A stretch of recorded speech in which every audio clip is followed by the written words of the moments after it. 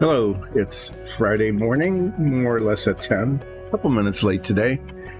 Doing some work on the 3D printers behind me, and wanted to get that done before we got started. Hi. Thanks for joining in.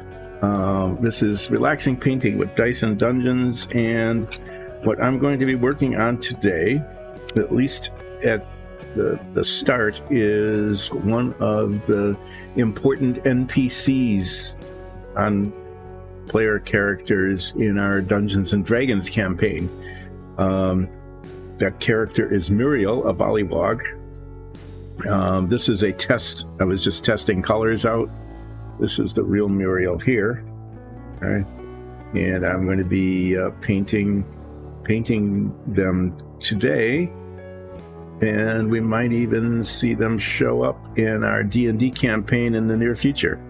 Muriel is Bullywug Druid.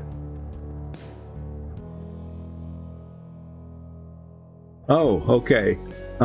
Yeah, maybe we should do that. This is Eastern time, Eastern Daylight Time. It would be pretty easy to put EDT on it, wouldn't it? So thanks for that. I'll mention that to our tech people, the social media people who post this sort of thing. Yeah, I do appreciate that. Yep, and who would like the flip? There is a tradition, for some reason, I don't know why, of flipping something before we really get going, and I'll flip this. This is a piece of a paint stirrer stick that I was using as a sanding block. So, gonna get flipped. We do 3 flips because the graphic on the request for the flip goes flip, flip, flip. Ooh, that almost landed on its edge. That would have been pretty cool if it had done that, but it didn't. Yeah, so our Dungeons and Dragons campaign is moving along, and we are likely to be going into a sewer because a couple of weeks ago I spent a lot of time painting sewer tiles, and generally what I paint on this stream eventually makes its way into the campaign. So a long time ago, in an early episode of our D&D campaign, Dice and Dungeons met Muriel down in a sewer, because she lives in a sewer, cleans it up really well, and cooks curries that are famous worldwide. So I'm painting a Muriel figure, which means that we're probably going to meet Muriel at some point in the future, which would be kind of nice. This is a very simple figure in terms of not very much detail, but it always surprises me. Okay, so I pulled out, I usually don't do this, I usually just kind of fish around and find things, but I pulled out all of the colors that are going on Muriel. That includes the base coats and the washes. So yeah, I thought this would be pretty straightforward, but there's a lot to do there. This is my color chart from my test colors. I just left it here because I set it down before the stream, and there it was. What I wanted to do before I really get going, though, is one thing I didn't test is Muriel is green because she's a Bullywug. They're a Bullywug. Wearing pretty simple. It's going to be this color. Their clothes are going to be that pork brown with a smoky ink wash on it, which gives it kind of a, almost burlap-y kind of look. But what I want to do is I want to see what happens if I put a little green wash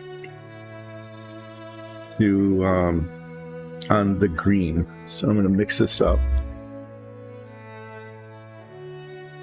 Anyway, I really appreciate that. I will be definitely passing on the information that we should put, like what time zone it's in, because we have people watching like from Europe who are in a very, very different time zone. Or they might be on the Pacific coast, and they might say 10 o'clock. Well, yeah, I'll just come on at 1, and I'll catch the beginning of it.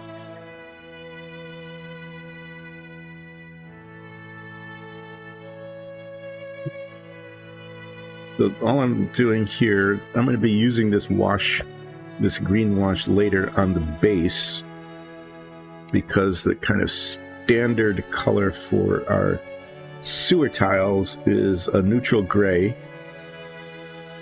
which is another color.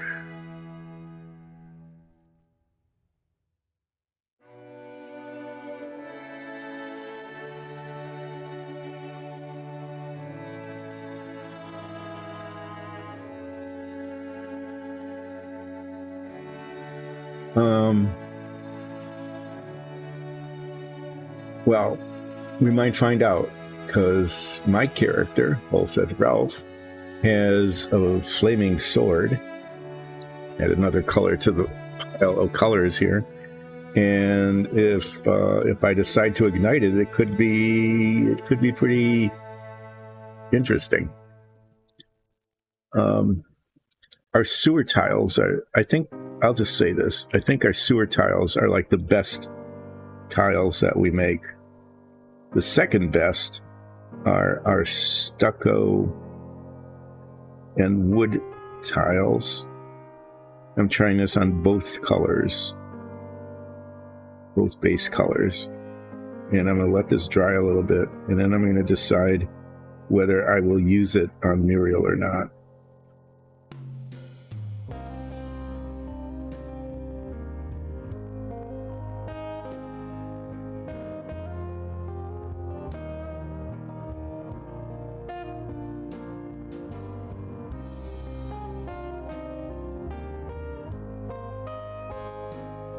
Yeah, this base color is still better.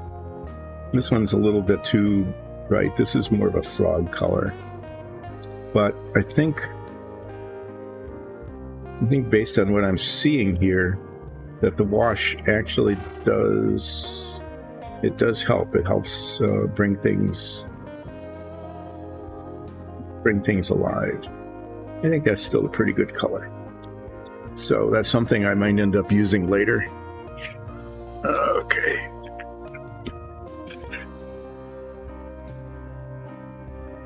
I'm really close to needing my...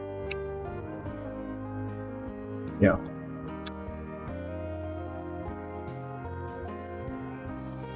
The one thing that, I mean, other than putting the time zone on the stream schedule, which is a really good idea, every once in a while, one of the people in chat comes up with a really good idea. That was one. In having a chat a couple of streams ago, having an uh-oh button. I have a little stream deck here that is highly simplified. It used to be quite complicated. There was a button for this, and a start button and a start a break button, and buttons and all sorts of buttons, and I managed one street push the wrong button and the whole thing didn't record or something. It was terrible,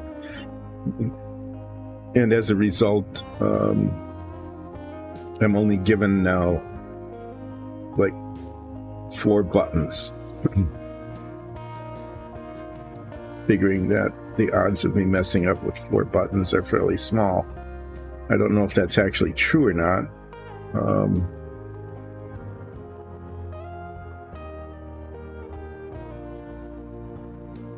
Checking this over before I start painting. It looks like I'm going to put these on. My old eyes don't focus all that well all the time. I think there's sort of a bump on the hat here.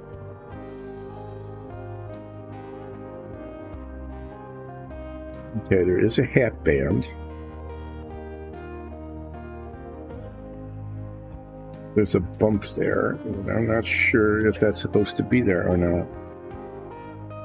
No, it's not, so I'm going to try to clean that off.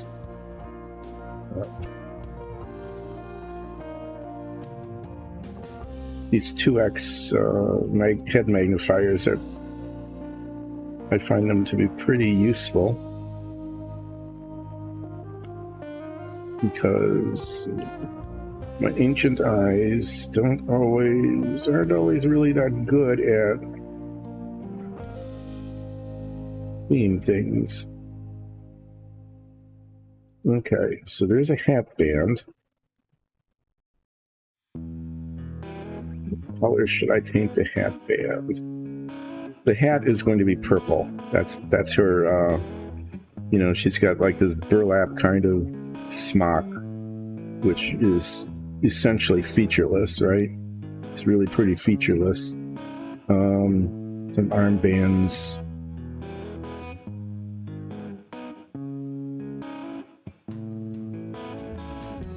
Almost looks like she's wearing pants underneath the smock, but I don't think so.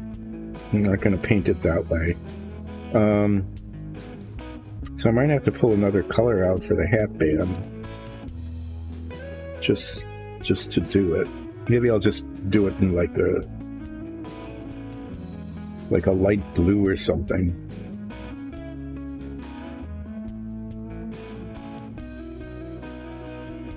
Okay. I have to decide the order in which to paint this, and I'm going to start by painting the smock. That's a big area, partially because it's underneath a lot of other things, and partially because it like drapes down around, and it's easier to paint up to it than it is down to it. So I'm going to paint the smock, and then the hat, okay, and then the green. And the chin, because frogs are a little lighter underneath, the chin, you can see there, is a lighter color. That goes almost, but not quite, up to the mouth. And then I've got this little pen, fine-tipped felt point pen. I'm going to use that to highlight the mouth and the eyes and the nostrils when it comes to that. So this is, in terms of detail, should be one of the easier ones to paint, but things don't always turn out that way. So we'll just see how it goes, right?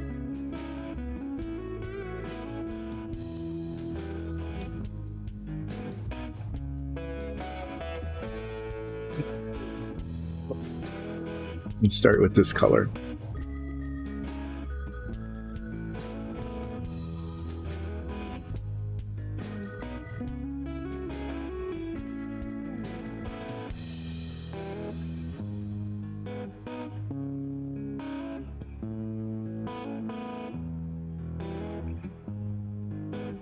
So relaxing painting with dice and dungeons is basically these things needed to, the dungeon tiles and the minifigs and things need to be painted for our D&D stream. That's the main event. And ages ago, someone suggested, well, if you're painting all of these things anyway, why don't you just stream that? Because why not? Okay. I mean, you just get a little ring camera. As you can see, this is not our studio. This is just the workbench where I paint stuff for a D&D stream. So should we invest in a big studio for paint streaming and things? And the answer was no. We'll invest in paints and a palette and some brushes and a piece of cardboard, because the surface underneath it is totally covered in paint and stuff now. So this is a low production value kind of streaming, but you get to see some of the how some of these things are put together, and I guess that's kind of interesting. On this end, it's like a retirement job that I have, because it needs to be done. So this is a nice way to start, because I don't need to be extremely careful, because all of the boundaries between one color and the other are going to be painted in yet another color. So what I pretty much want to do, like on the sleeves here, is I want to just make sure that it comes down to where the Bullywug skin tone will be painted later. And even here under the chin, I'm being sort of careful because I want the demarcation line to be clear later. But even there, another color will be painted. And I'll be using a finer brush, and I'll probably wear my head magnifiers then so that I can more clearly see where the edges are.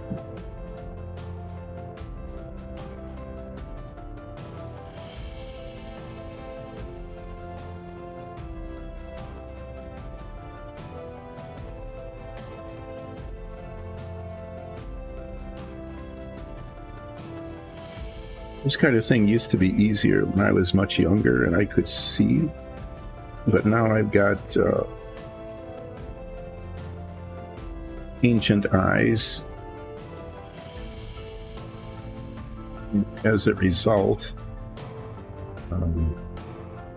yeah, I can see things sort of up close, like at this distance, but I have to take my glasses off because I am nearsighted. If it gets this far away, I can't see it anymore. So I have, like for a chat screen, to which I look up every now and then. I remember there's a chat screen and I look up that in order to accommodate me, I have a reasonable accommodation. Over to the side there is a large print version of the chat screen. And as large print, usually it's because people are farsighted when they get older. You start seeing people holding newspapers. Remember when there used to be newspapers? Yeah. Or books or something, they hold it far away so that they could read it. I'm just the opposite. I can't see things that are very far away, so the chat screen is about the monitor, I'd say, about 2 feet, a little more than 2 feet away, which is outside my range of vision. So I have a large print screen over to the side that I can more or less make out. Anyway, this is not a professional painting show. This is a painting items for our Dungeons and Dragons campaign stream. And I am not a skilled model maker nor a skilled painter. My painting skills are just enough to be able to produce these things with enough detail that they look okay on camera, which means at somewhat of a distance.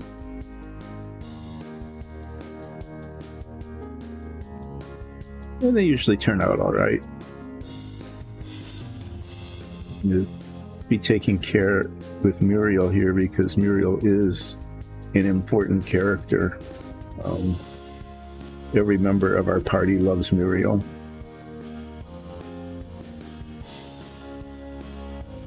And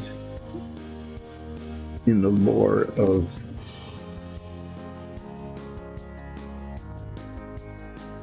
DnD stream, she makes excellent curry. Just trying to make sure that I have getting up to, but not too much over the chin. Okay, it looks all right.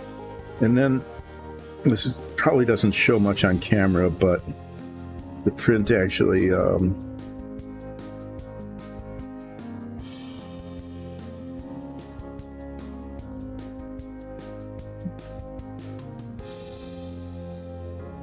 catch the inside of the hem of the whatever it is she's wearing, her sack, the sack that she's wearing. So when I looked at this model again, I noticed that they're wearing armbands. I'm just going to paint those the same color. I'm not sure. I don't think they're a decorative item. like the hat. I think they're just sort of just more of this sort of burlappy kind of colored stuff.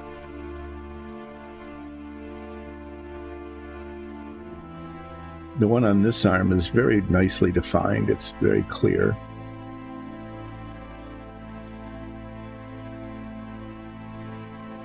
The one on their left arm is not so clearly defined.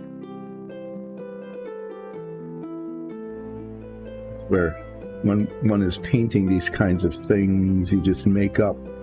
You say, okay, well, this is where the boundary between one thing and the other is, even though it's not very clearly defined on the print.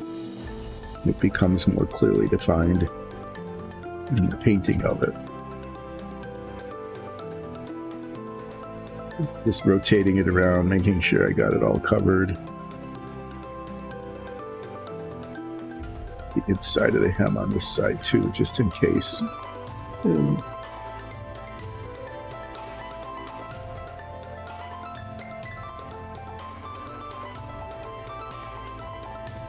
There's sort of a little ridge there, I guess. Yeah, that came out pretty well. It's drying nicely, not any brush marks. Again, can be kind of satisfied with that. Now I'm going to paint the hat purple.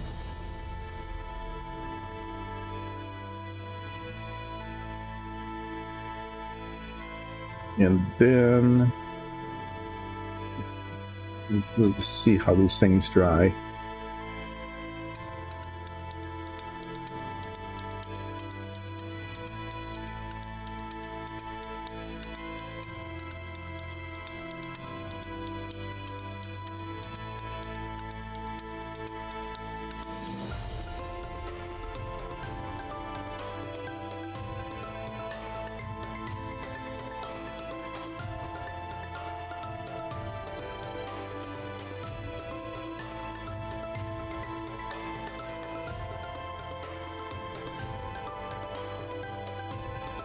After I'm done with Muriel, then I'll be able to finish Muriel today, I'm sure, as long as the paint dries quickly enough. These things, usually, the acrylics dry really quickly, which is quite nice that they do that. But when I finish Muriel, I've got several alternatives, several options. I have two other minifigs, so let me get the base coat on the purple here first, and then I'll show you what I've got. This should make Who happy, who is always asking for purple. Okay, so now this, I have to get under the ridge of the hat, so I'm going to be getting it all over their face. Okay. So I know that I'm doing that.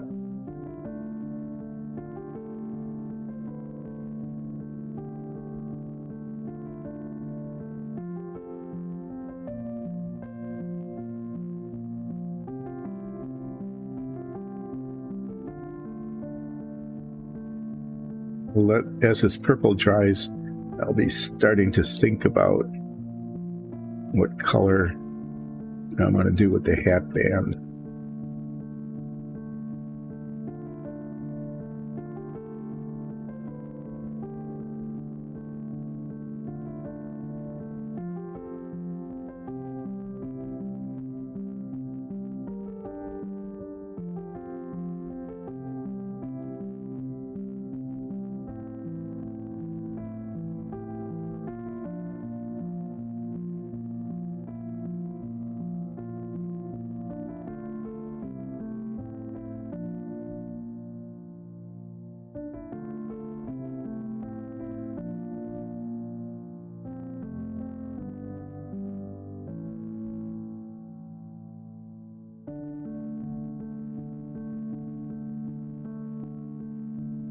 The back of the hat, let's just say on this print, the definition of the rim of the hat disappears.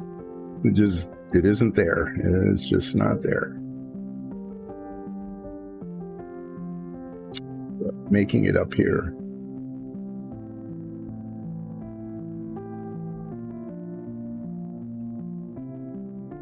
And we'll see how it looks when it dries.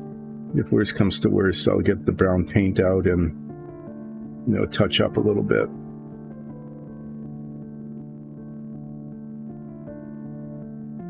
Like here, I think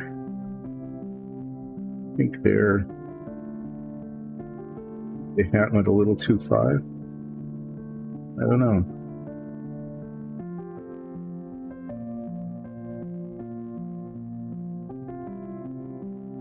Be just a little too far right there. On this side, it's just not clear. So yeah, I'm gonna get the, I'll have to get the brown paint out again, and now that I'm looking at it, starting to see where maybe the edge of the hat is supposed to be. There'll be some touching up, and I will do that touching up a little later. The other thing I'm going to do is I'm going to paint, this is the practice Muriel. I'm going to paint this hat too. I'm not going to be that precise about it, but what I want to do is I want to test the blue wash on it. I have a blue wash, and I did this once with another model I built. It was actually, it was a digression from what's usually on the stream. Because I had run out of minifigs and dungeon tiles, which happens occasionally. So I got a blast from the past. One of the models I built when I was like back in 8th grade or 9th grade was a bunch of Finks. They had Big Daddy Roth Fink models. You know, there was Rat Fink and Fink, Sir Fink and Angel Fink. And I built a Fink Eliminator, and Fink Eliminator's shirt was this purple color. And I tested it with a blue wash, and that worked out pretty well. It made it look a little worn and all. I decided not to use it because I liked it, just the purple was fine. I didn't want to mess with it any further.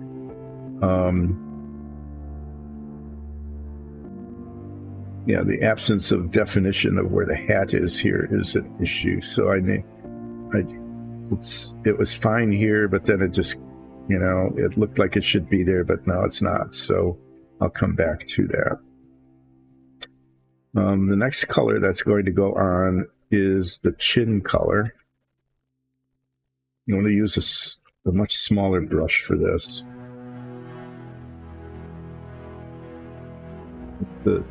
The boundary line needs to be very good. Yeah, what am I using? I'm using this color for it.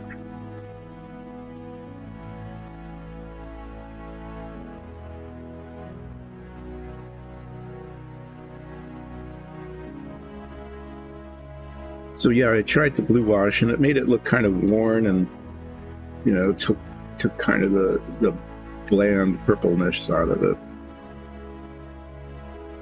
So I painted the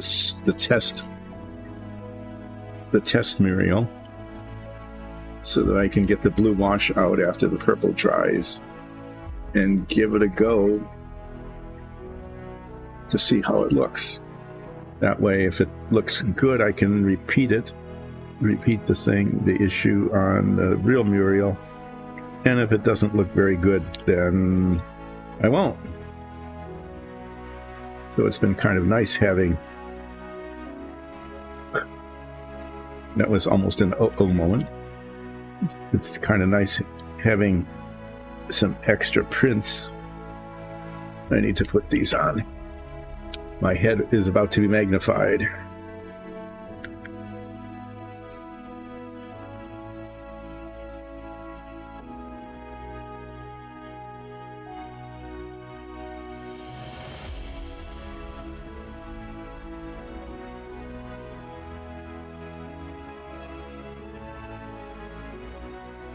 I'm going to be quiet here for a moment because I actually need to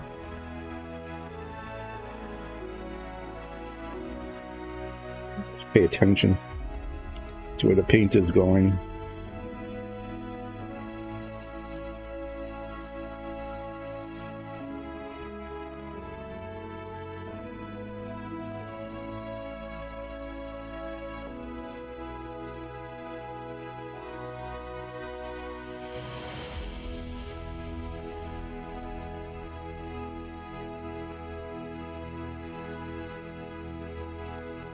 little spot there I'm not happy with. There I will need to touch up with the browner colored paint. So this goes up too, but not over the mouth. So I'm going to paint it up a little further than I need to. And then outline the green when I get the green paint out.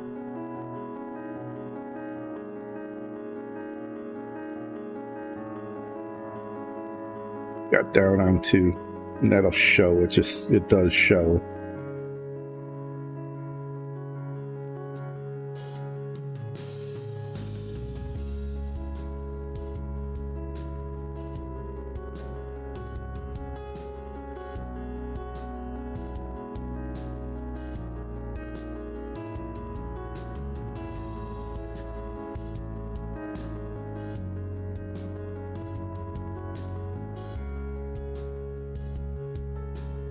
This isn't too bad.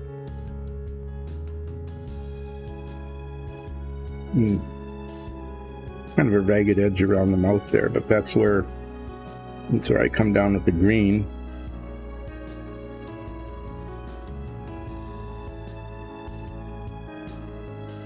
So putting these on, I'm seeing some spots, several spots where the brown needs to be browned again.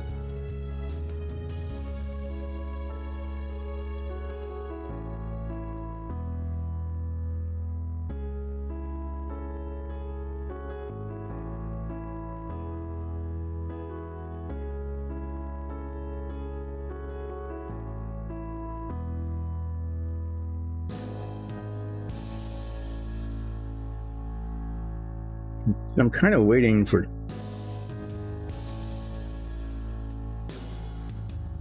paints to dry right now. The brown is not too bad. It's coming along, so I think I can start painting the green safely on the legs and the arms and here. And by the time I get here,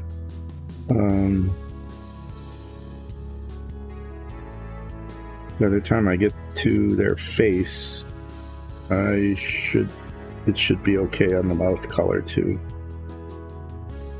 Right up here is another spot where it needs a little brown paint underneath the rim of the hat.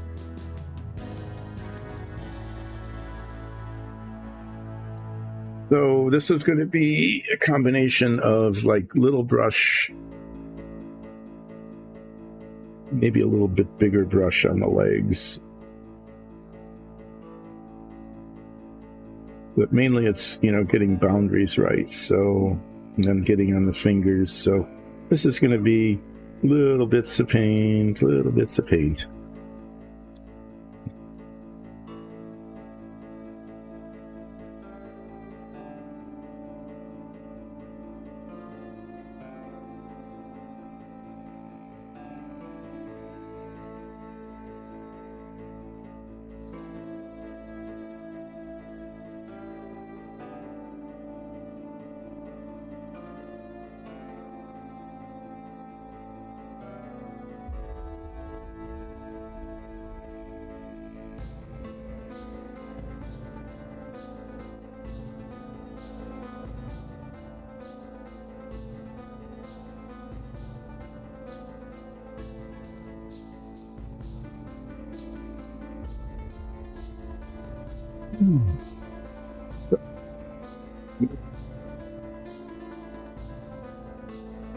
Right. It's Friday. Actually, I did some fair amount of yard work yesterday. The last couple of days, some fences needed to be stained. So, doing the Tom Sawyer thing, right? Painting fences, except I didn't have anybody that I could manipulate into doing it for me.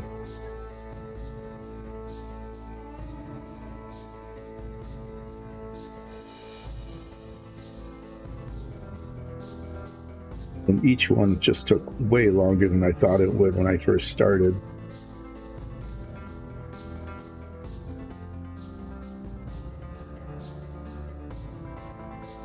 Anyway, got kind of achy doing it.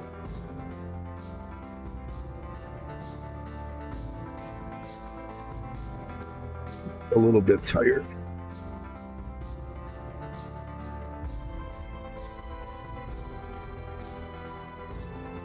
I'm going to get ready for an oh moment here, just to let you know what's like. See there, bringing the brush up to the work surface, bumping it into things, like being really careful about the application of paint. But on the way to or from the work surface where it's being painted, not being that careful, and as a result, doing an oh. Fortunately, that's a really tiny oh on the edge of the base, so it doesn't much matter.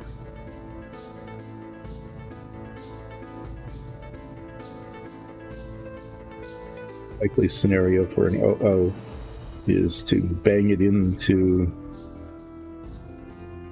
brush into the clothing.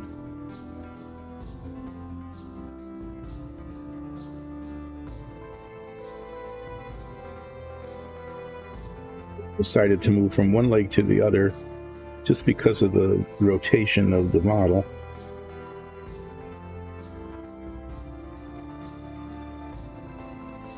What I'm going to do is, as I rotate it and see the surfaces that need to be painted, I will paint them.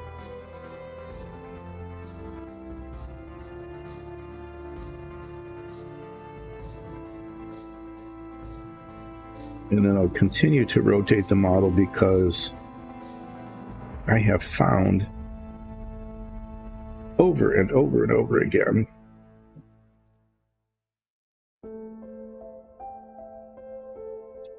that I will miss a spot. It's like I'm painting along,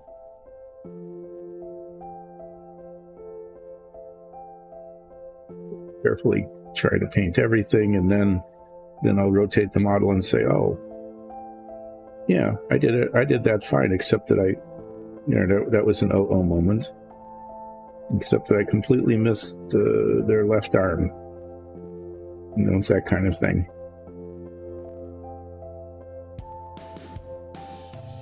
So we'll see. We'll see if I completely missed something, which is possible. And if it does happen, well, there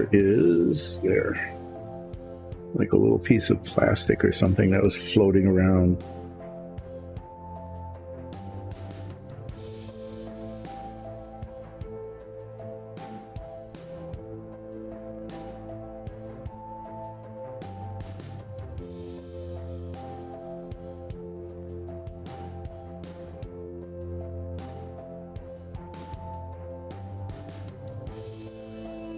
On the inside of the cloak, I caught it with the brush. So I'll try to remember that's there when I get the brown out, the brown touch up.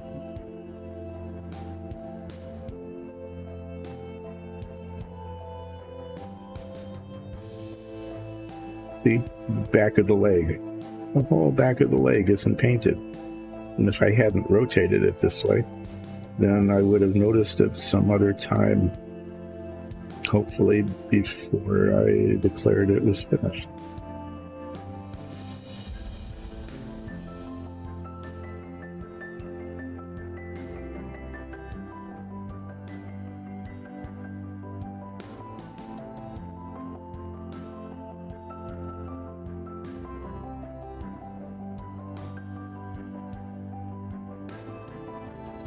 Okay.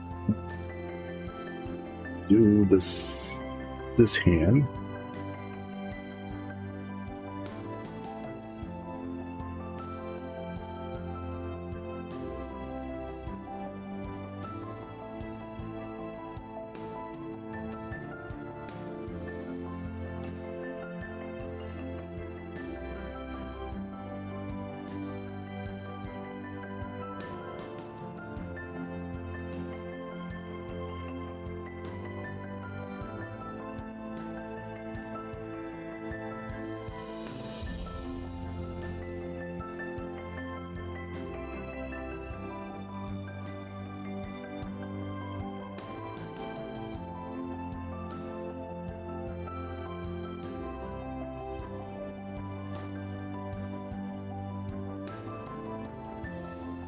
This hand is a little bit of a challenge, just because of the orientation. It's a very nicely defined hand.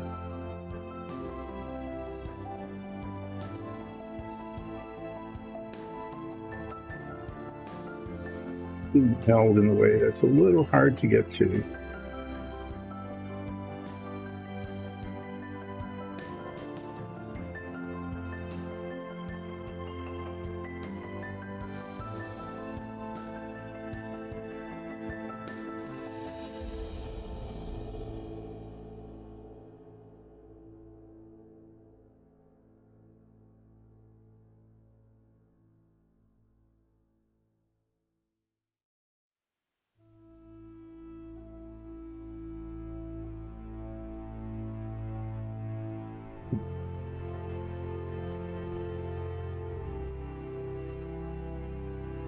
Inside of the wrist.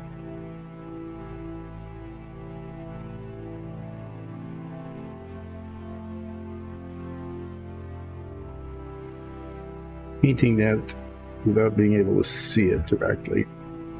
Okay, I'm going to complete the other arm first because, like I said, the definition of where this armband is leaves a lot to be desired here. And so I'm going to paint the other one, both the arm and the hand.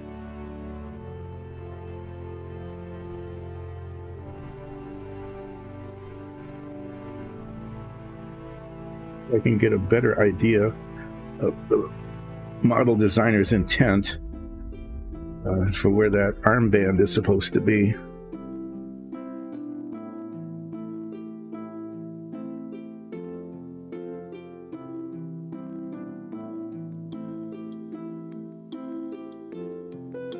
So these focus up close.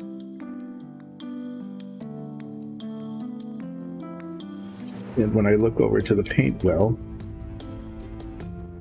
the little palette thing there that's holding the paint drop for me, I'm looking down below the lens and just got a little dizzy there, switching from one focus to the other.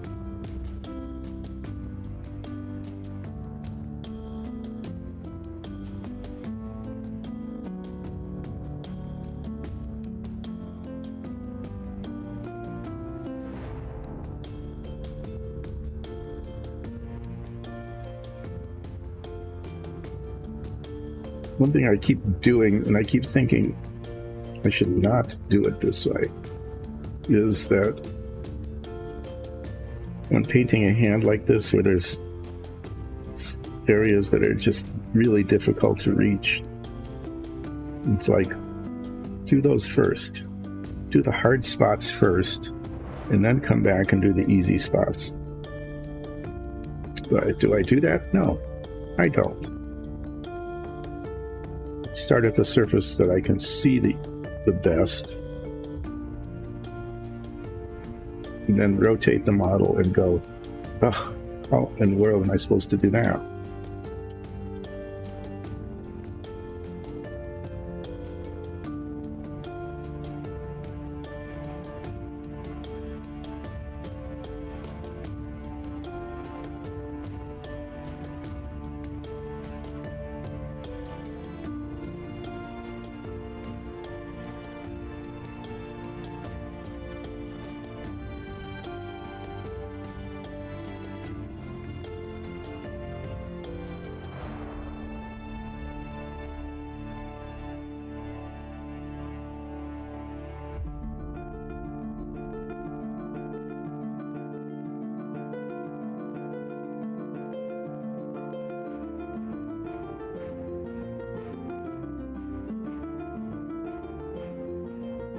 Yeah, see, I should have put these on when I was doing armbands. I thought I was getting paint just like everywhere, right?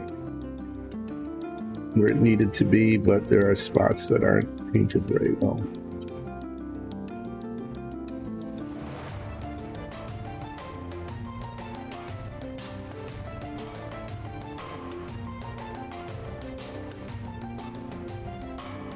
The focal length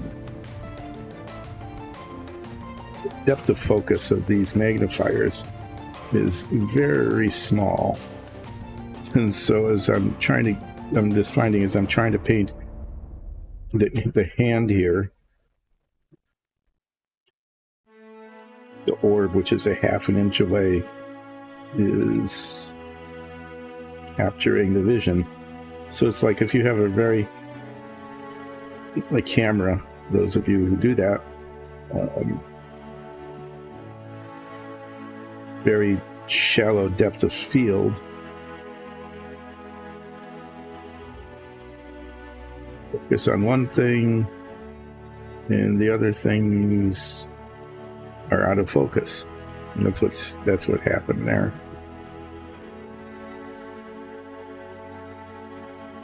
It's a little spot along the edge of the sleeve here.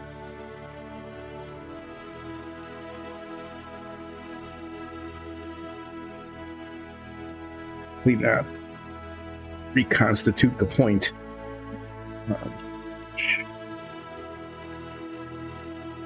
Okay, well, that took a while. What we have here is also an ill-defined boundary. Pretty clear on the front, which also is extremely hard to reach.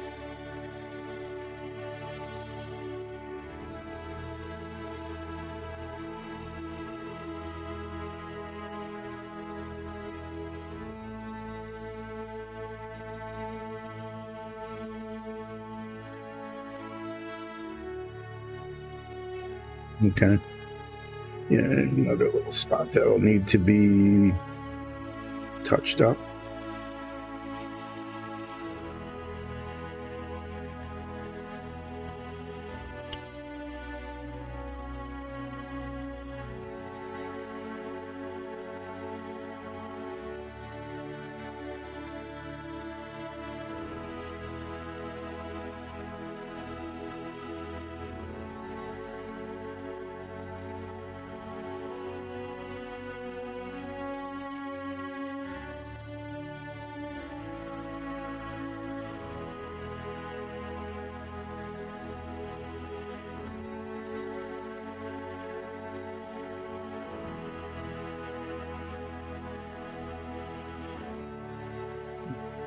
I have to go back and forth on that before I get it to where it's good.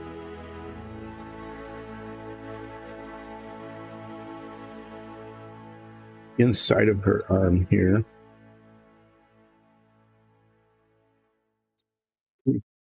Quite a challenge.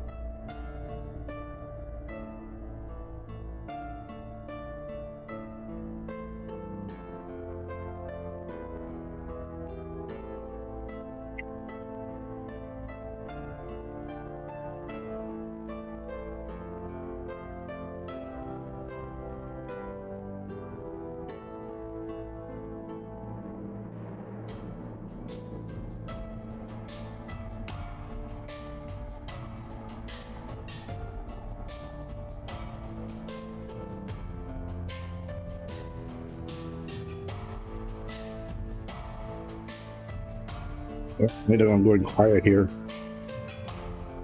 Since I'm trying to reach these next to impossible. That was a big uh-oh thing there. Fortunately, I think that will be easy to touch up.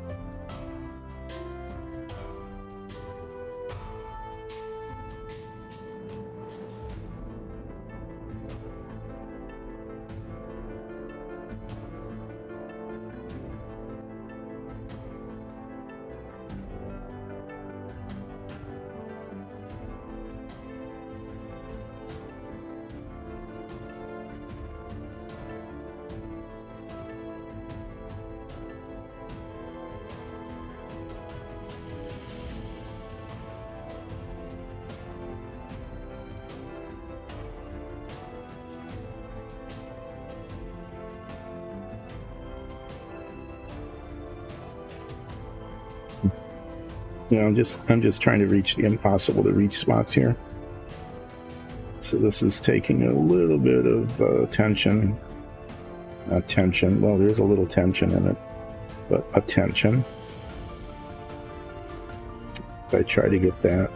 And then there's a whole spot there that I didn't paint brown when I had the brown paint out. And I wasn't even being careful. I was just trying to get paint on the surface.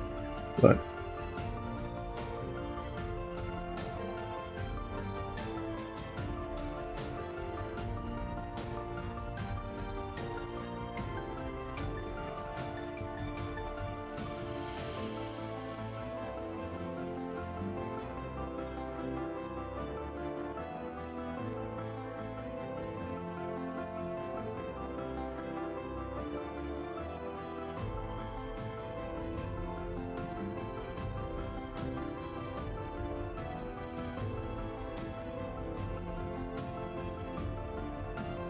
well, I hope you're all having you're relaxing while I am painting.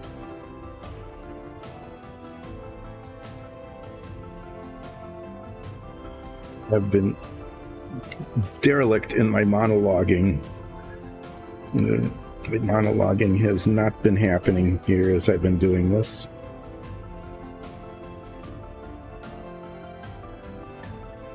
Get these lines really nice and precise. I want Muriel to be, you know, high quality painting, just like the minifigs for our own characters.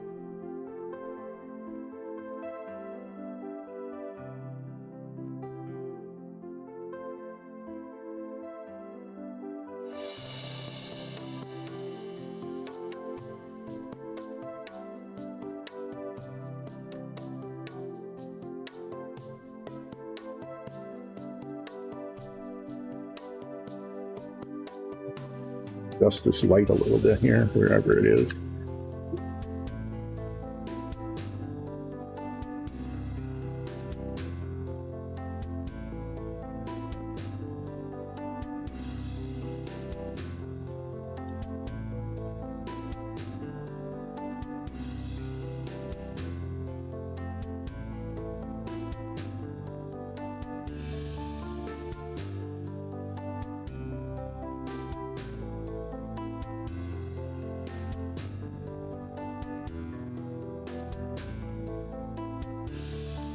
Be squeezing out some fresh paint for Muriel's face, because this is starting to dry up in the well here.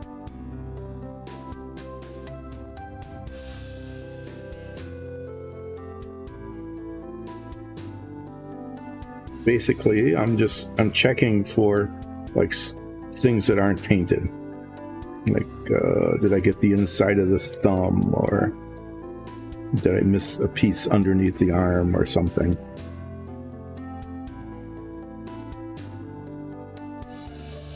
Is there a spot on the leg where the paint pulled away a little bit or anything like that?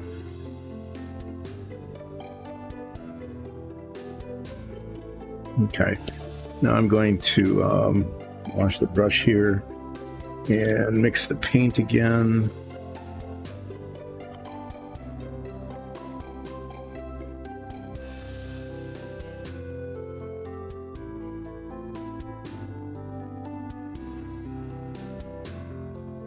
Paint their face, and then after the face is done, there's a lot of brown touch-up, just little spots all over the place. I'll be doing that after a bit, but there's a few other things I want to do first.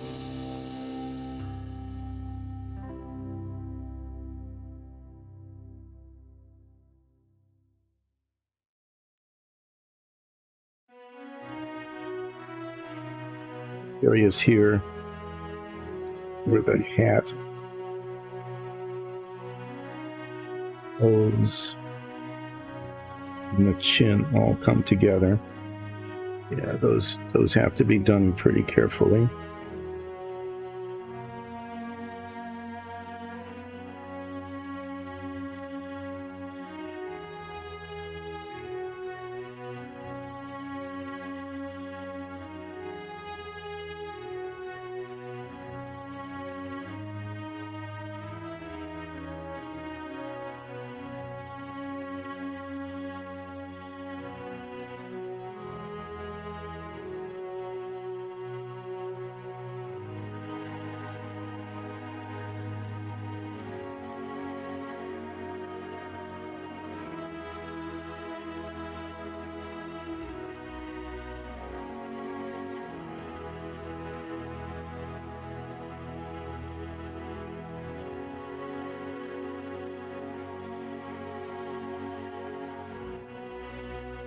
And the green comes down. Her mouth is here. And I have to decide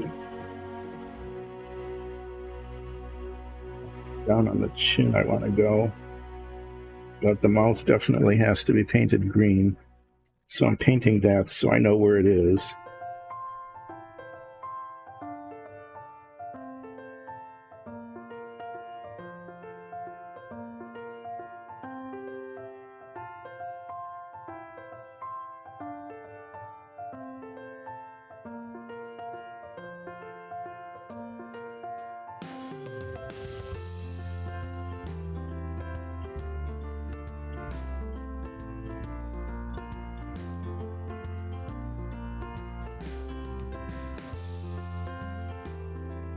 Then this is just an arbitrary dividing line.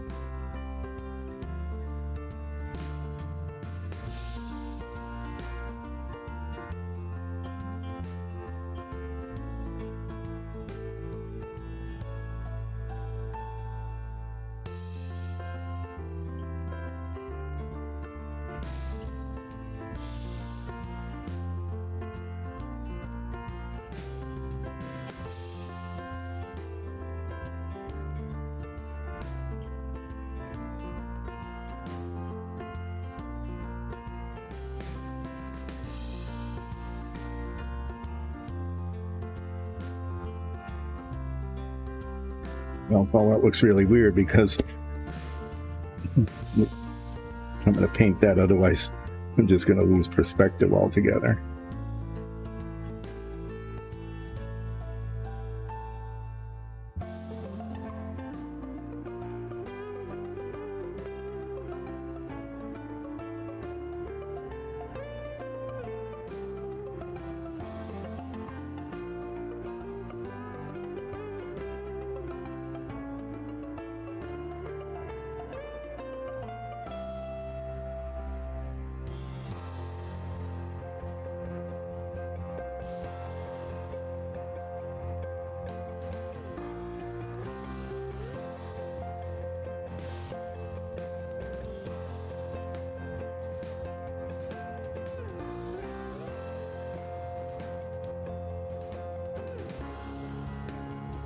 Okay. I think that actually looks okay.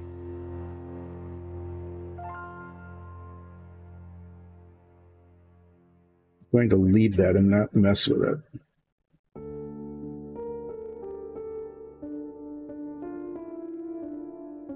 Looks pretty symmetric.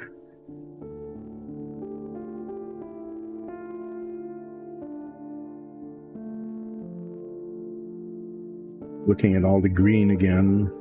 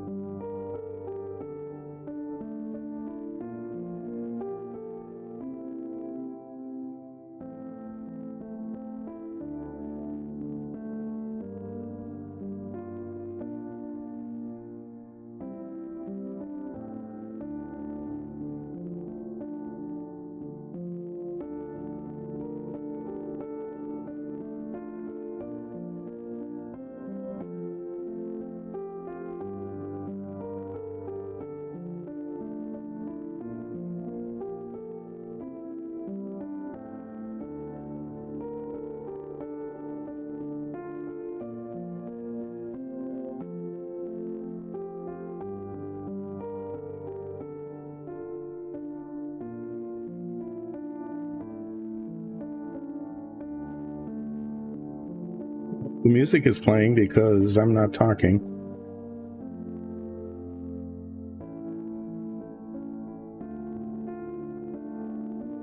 Muriel was proving to be a little bit more of a challenge than I thought when I first started, when I first looked at Muriel.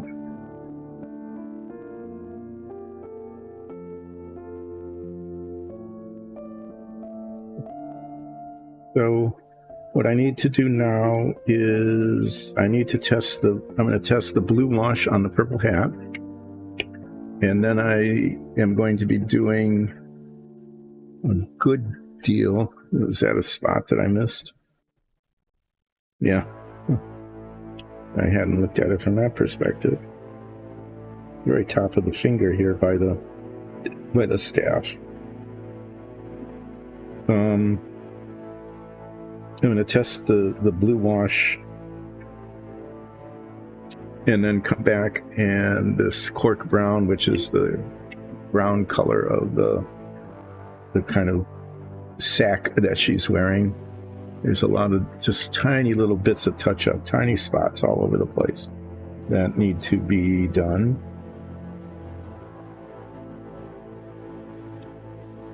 This really needs to be cleaned thoroughly.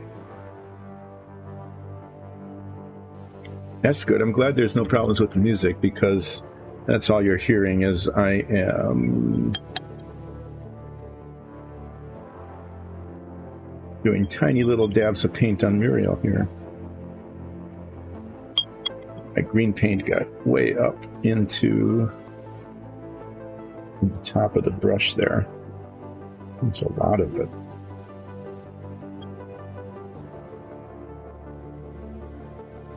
These off for a second. Put them somewhere where they'll be in the way. Maybe I can even drop them on the floor. I haven't had a spectacular oh moment yet.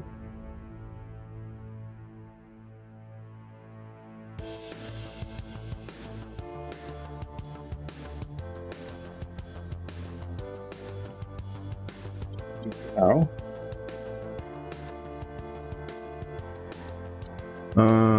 Yeah, there's the green wash. No, the blue wash.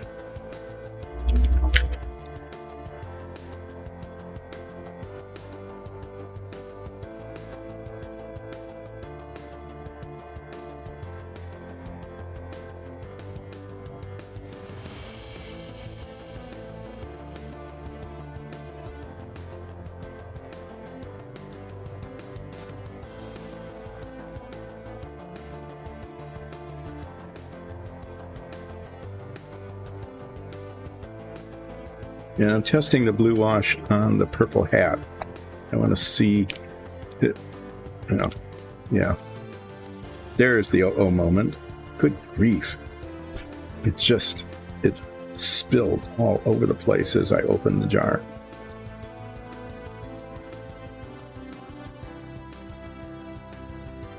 It just spattered. We had some black wash that was like that. Every time you opened the top, it spattered everywhere. And I don't know. You can't really tell ahead of time which jars are going to do that and which ones aren't. That one did. Okay. So I'm just going to put some blue wash on the purple hat.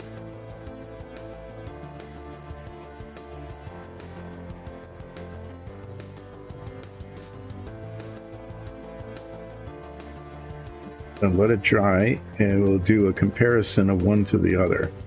It's pretty subtle, not a big color. It's just, just see how it looks.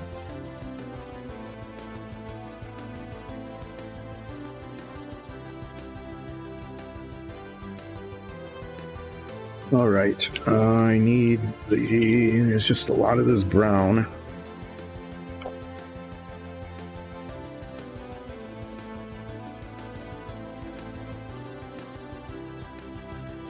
I shouldn't say there's a lot. There are a number of spots that need to be touched up with this brown. So there's a lot of spots, but each spot is like minuscule. Tiny, tiny, tiny, tiny. So I'm going to put these back on because they are tiny spots. And this helps me see tiny things.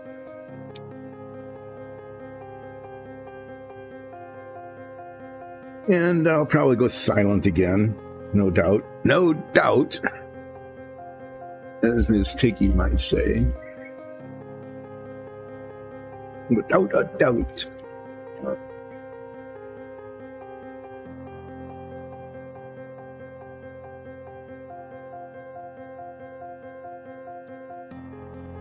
Okay. So it's going to go all around the outside of this. You can try to decide brown.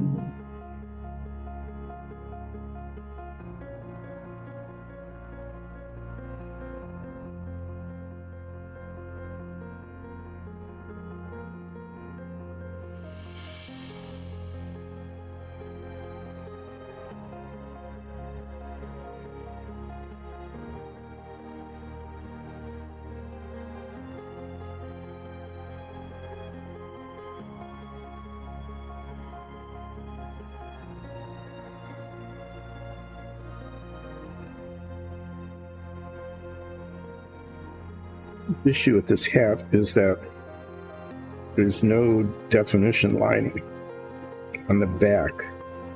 And the way the thing printed,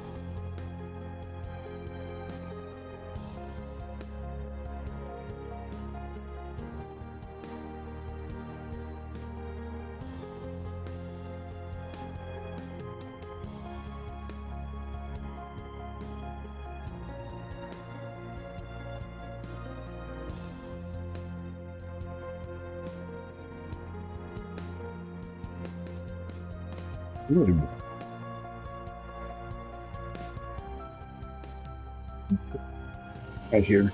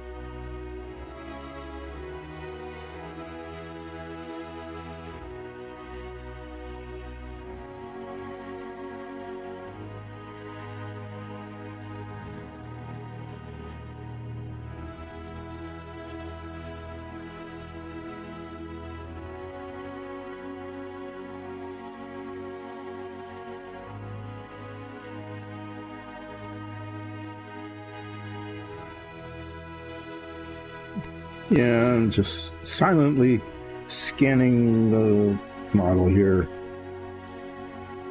for places that need to be ground.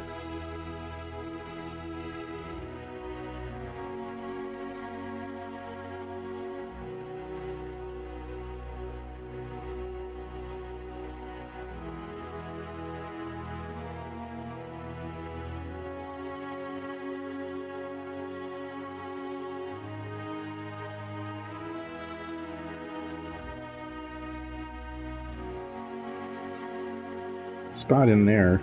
It's the inside here that never got any paint on it at all, but it's like next to impossible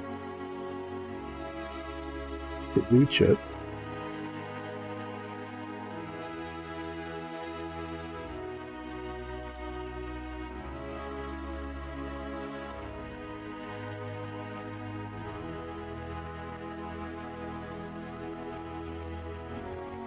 Nice there on the chin.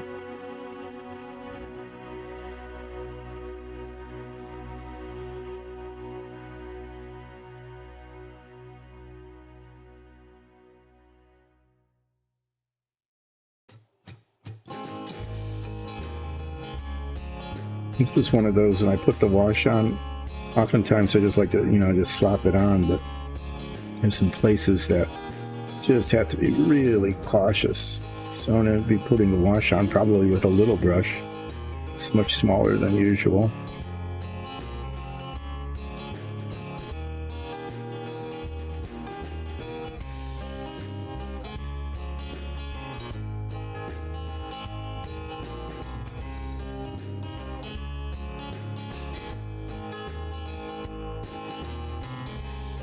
Under here somewhere. I bumped it. There it is.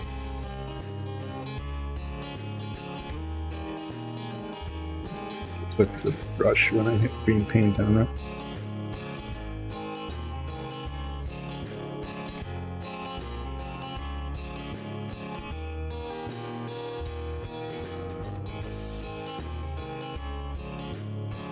Okay, well, let me keep going around. The hat's okay.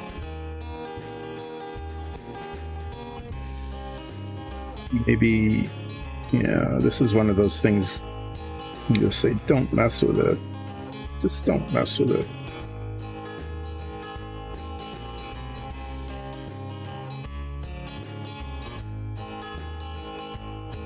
And then you do.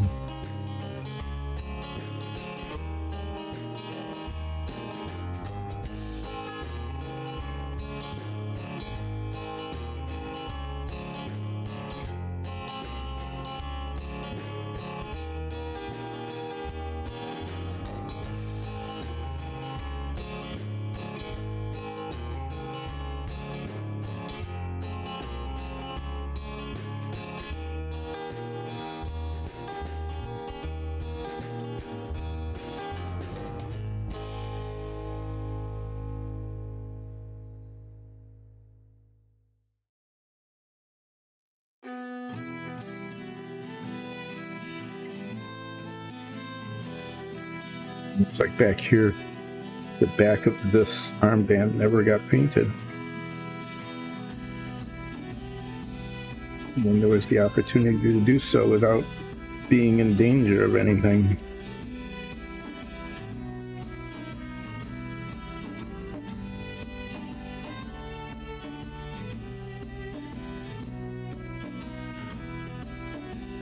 Okay.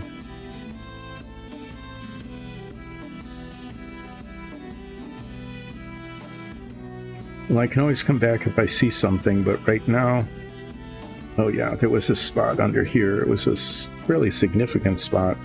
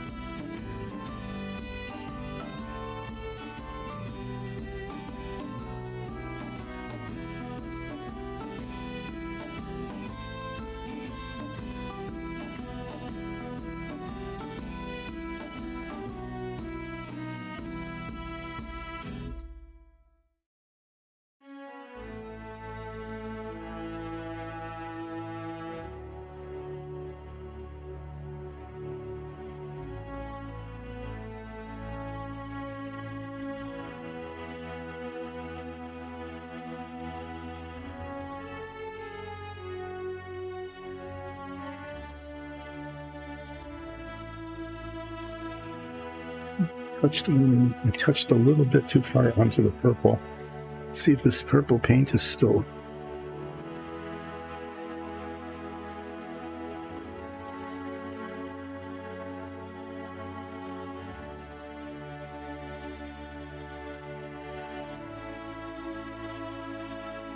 on the edge of the hat. I don't know why I did that. It was just a mistake. It was one of those that looked fine from one direction, then you turn it and it's like, oh, that was wrong.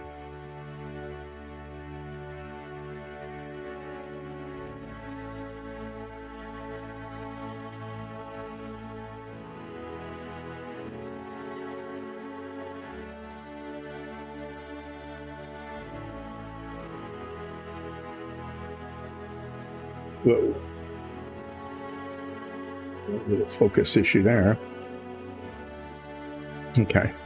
I think that's okay. Now it's time to look at what happened with the blue wash.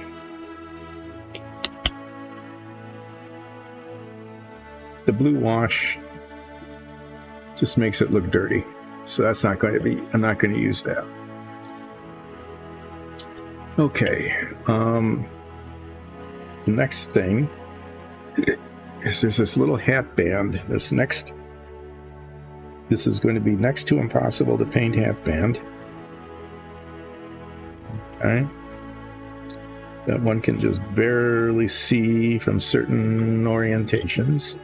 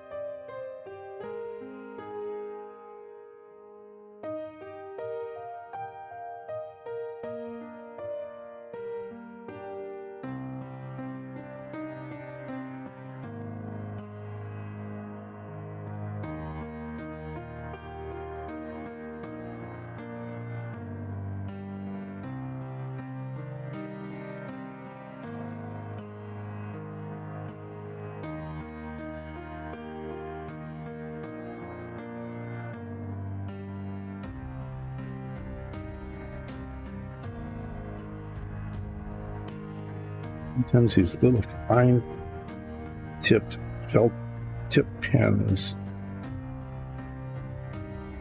just the thing. I know they make painting pens for doing exactly this. And basically, it's basically this thing.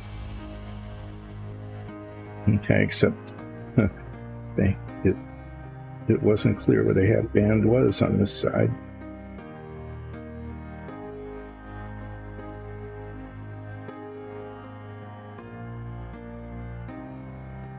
This side is pretty good, but then this side, the hat band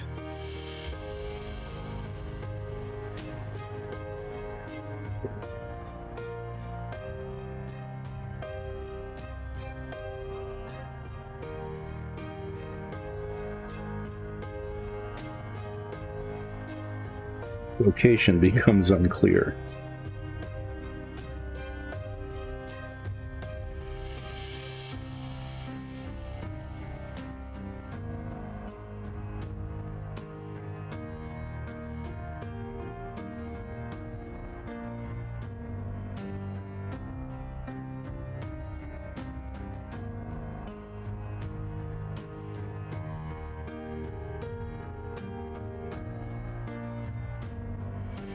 Okay.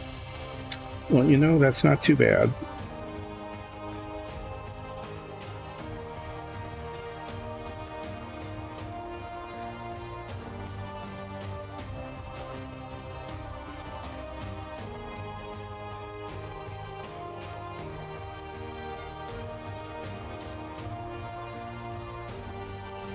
it goes up a little too high here. I'm not sure.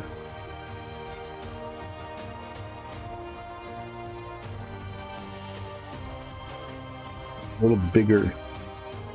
No, it does go up here too.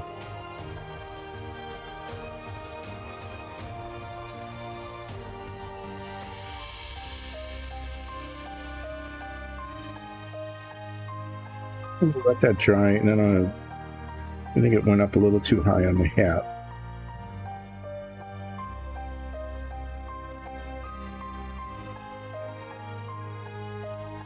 Paint down to it after this red dries.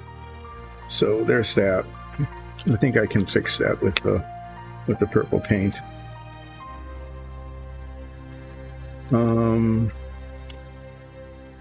No, I should probably do some other things, like I should paint the shaft of the staff.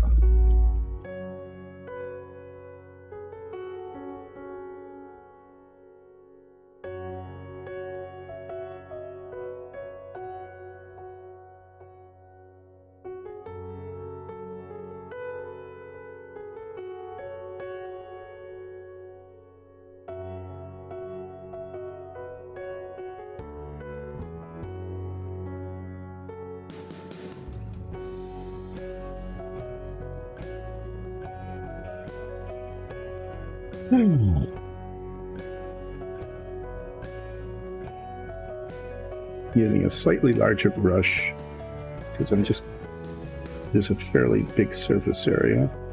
And I just need to go up to the bottom of the hand here. I'm going to use a smaller brush on the top.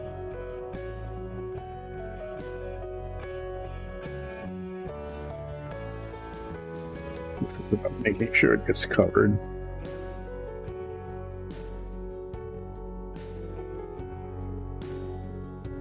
Air between her fingers, so I'll use the little brush to fill that in.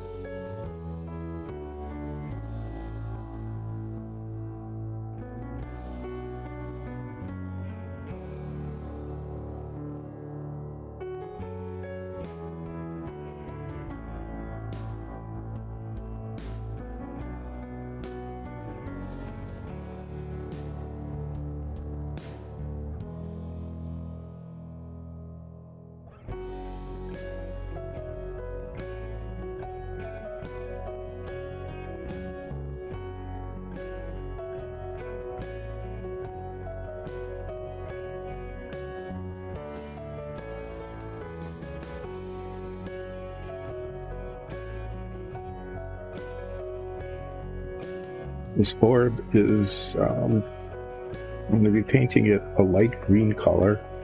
And then we've got these paints, pearlescent paints. And I'm going to use one of them. It's called gold green. It's a little bit streaky. I think it might work on that. This is probably one of those things where, you know, the no shade paints, the ones where the shading is built right into it. This would be a really good place to use it, but I haven't used those before. We got a set of them not too long ago, but I haven't used them yet. And I don't want to experiment on this one. This isn't the model. This isn't the character that calls for experimentation.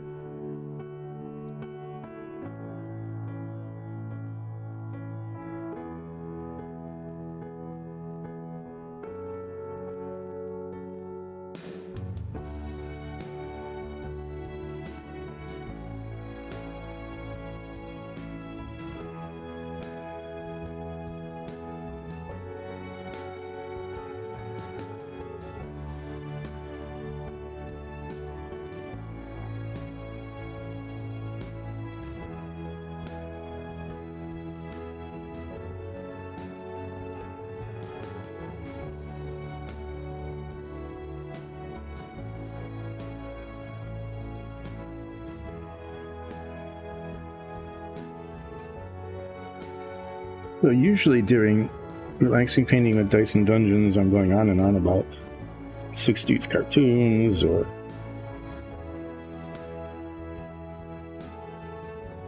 better Dr. Kildare or Ben Casey. Sometimes about soap operas, all sorts of things. But for some reason, this which I thought would be a very simple and easy one to do, has really turned into requiring a lot of concentration. So I've been very quiet, I'm afraid, during this painting.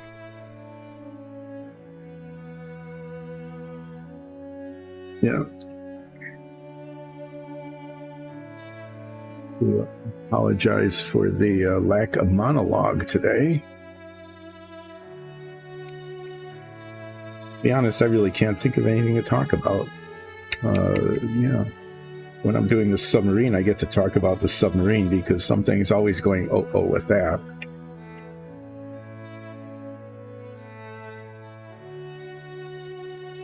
Submarine Wednesdays will continue into the unforeseeable future. I'm making some progress, very, very slowly. As I've said, it's like building the real submarine, in that everything is just takes way longer. A lot of it is that the parts were badly molded. So I was reading the box top on the submarine, and apparently I was actually maligning the George Washington submarine. It was built like ahead of schedule. They actually finished it more quickly than their original schedule. And I'm not sure, they didn't say anything about cost overruns either. So maybe what's happening is that I'm not emulating the original construction, but that I'm just having a bad time trying to get that model working. Maybe this purple's still okay. This is to fix the hat band.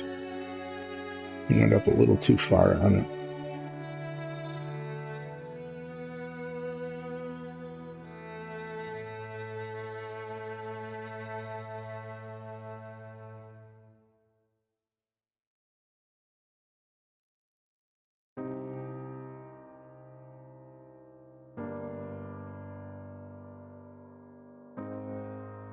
So that red hat band isn't very much, but it, you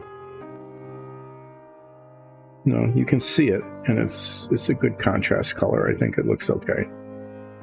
It came out, now that I'm fixing it, it's coming out okay. I'm going to leave that as it is. Let's see. I got one more base coat color to put on.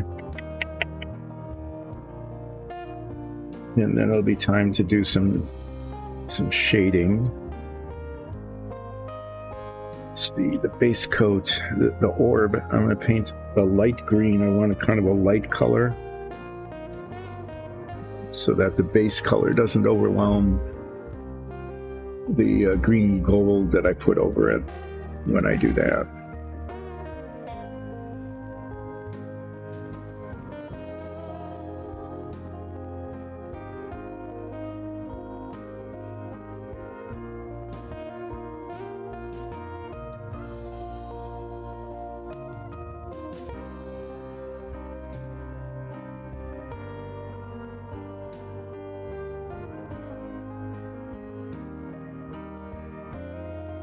So this color in itself isn't going to look terrific, but I'm hoping that when I pearlescentize it,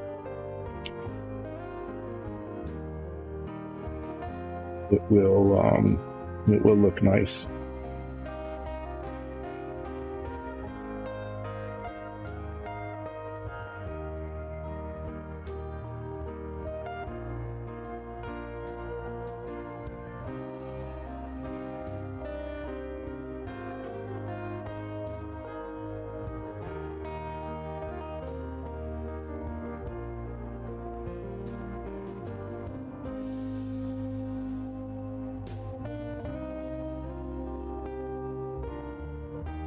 Looks like a very bright green when it first goes on.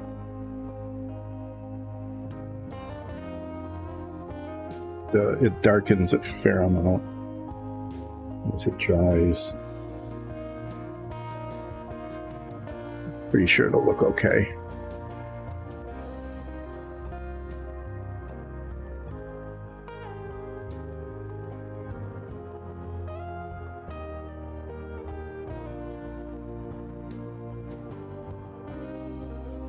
This is one of those things where it's easy to just miss a spot altogether.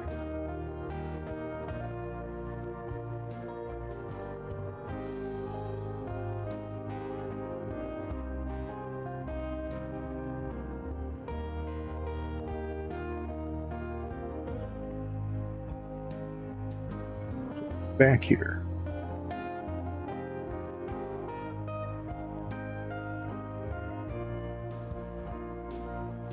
All right, so I'm going to now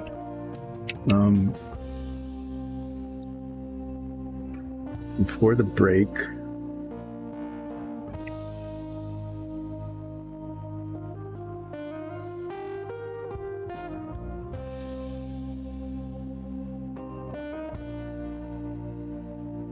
put the green wash on kind of a thin bit of green wash. I'm going to use this brush, I think. Maybe I might try this one. Well, actually, there's another one that might be good. This one. This is kind of an angle. I haven't tried. I'm going to try this with the wash. I'm going to practice on one of the practice ones first.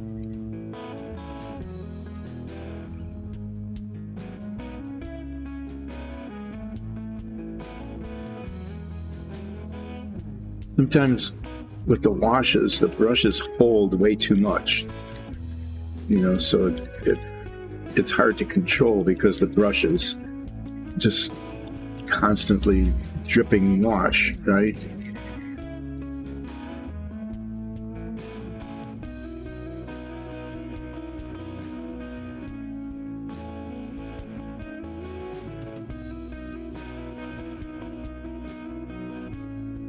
This brush has a little stiffer bristles.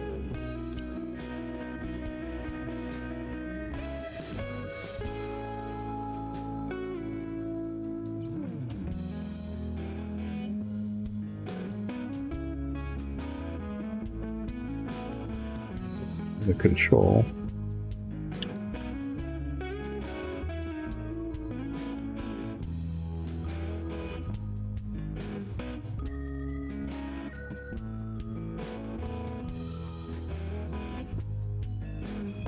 Yeah, I think this will work. Use this one.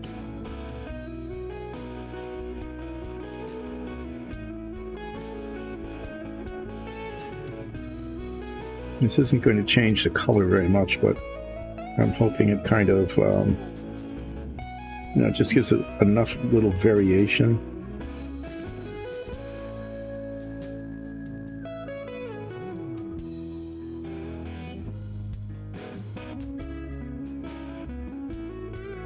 Doesn't look so much like a paint sample.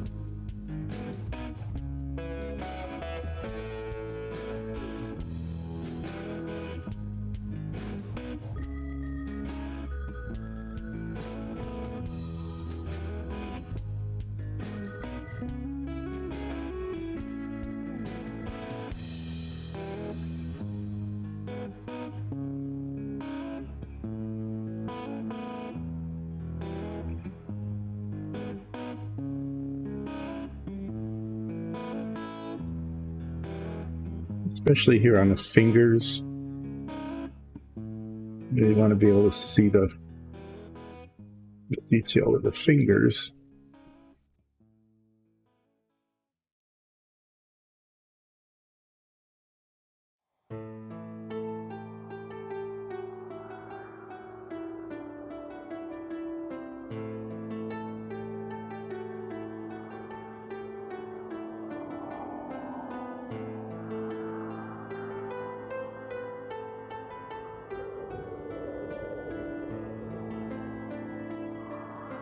think I might use this for the brown wash too. It doesn't hold too much, so you can control the amount of wash that's going on, but it's fine pointed enough. You don't get it where you don't want it.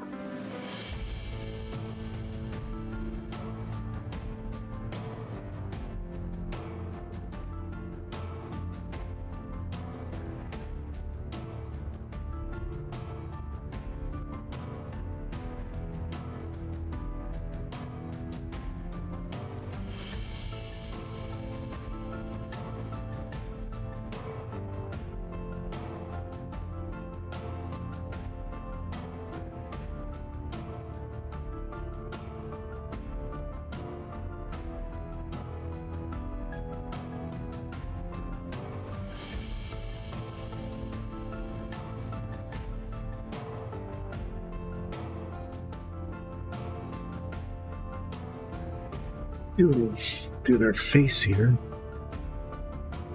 What I want is get some of it.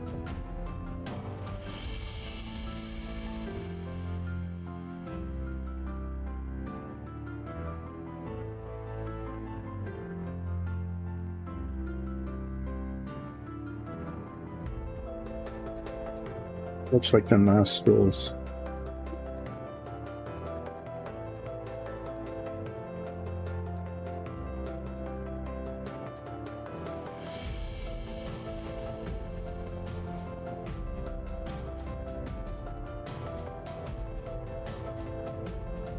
I don't want to do the I don't want to use black paint on the nostrils.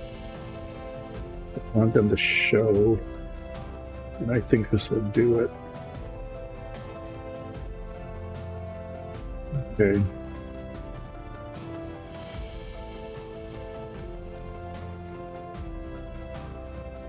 Do the same thing in the mouth. I can give a little bit of build up in her mouth.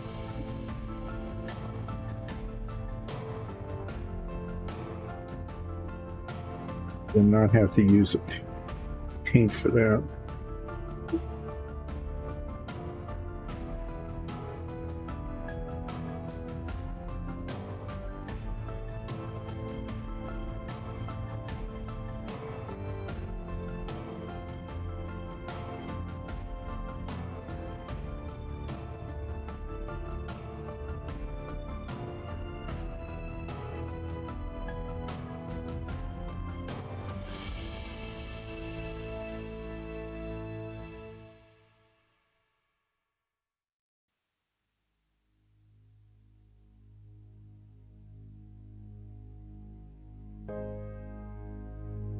That dry. I think that's looking okay. Let's see if I missed any obvious spots. A little bit shiny, but I think that's okay. Okay.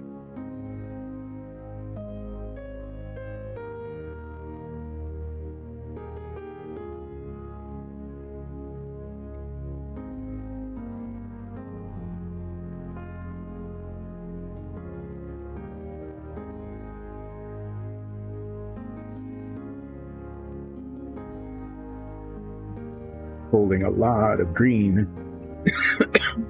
I'm going to just keep this. This is just isopropyl alcohol. But I'm going to keep this out. For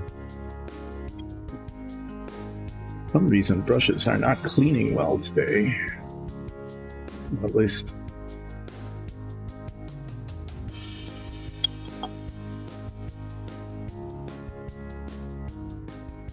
Noticing that they're not.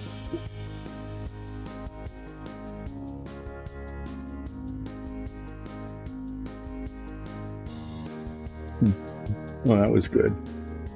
Yeah, the alcohol's been used before. There's pigment down at the bottom, and I got the brush down into that. I want this pretty clean, though, because I want to be using it for the brown wash on her clothes.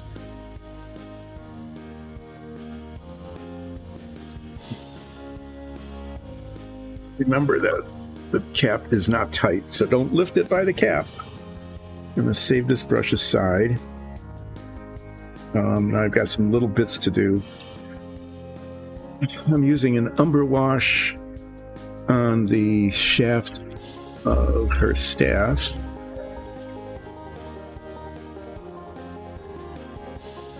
Yeah, and this isn't, you're not going to be able to see this very much at all. It's not going to make too much difference in terms of the color, but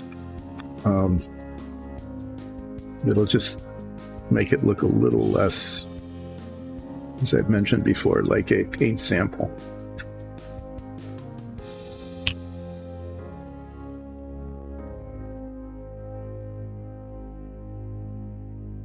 So, frequently I've mentioned that this is not a how-to show. Sometimes it's a how not to show. And the how not to right now is how not to keep your work surface neat and clean. As I just got brushes and paints and everything just scattered all over the place.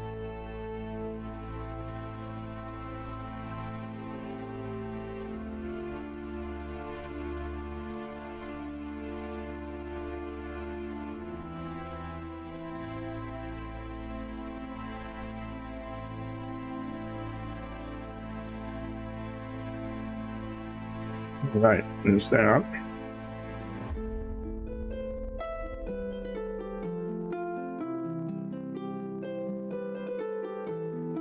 And then, well, I really would like to take a break before I do her cloak, just because I kind of need a break. But what I can do is I'm going to do the orb on the shaft. I have no idea how this is going to look, so I'm going to do this now, and hopefully it will look okay. I'm using this pearlescent paint. It's called green gold, and it's like this mix of gold and green pigments, so it's not a uniform color.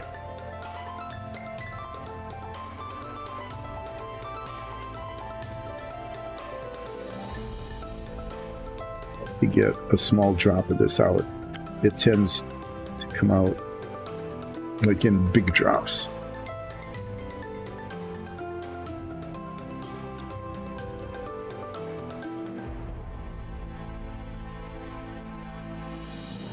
It looks pretty. See if it looks pretty on this.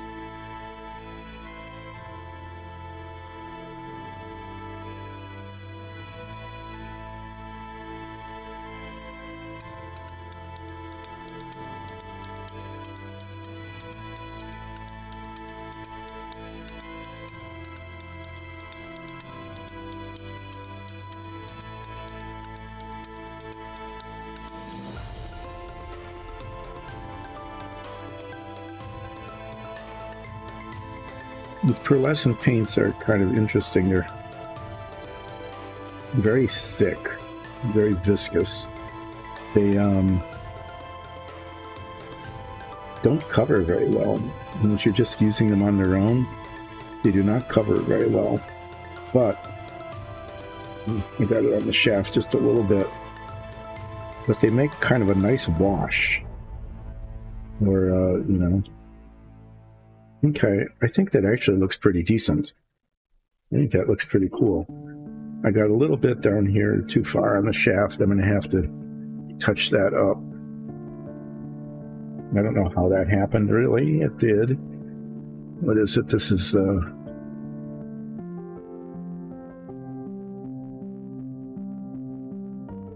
this paint. I think I can do that right away. Just get it fixed.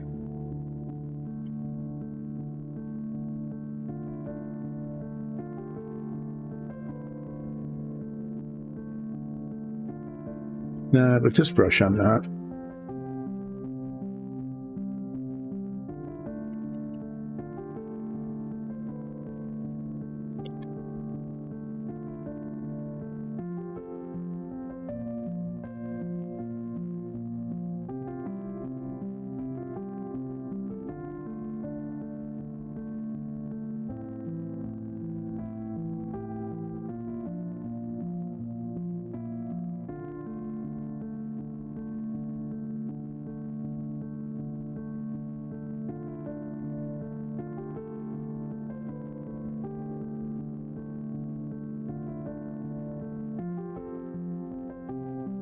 Brown wash on that in just a second.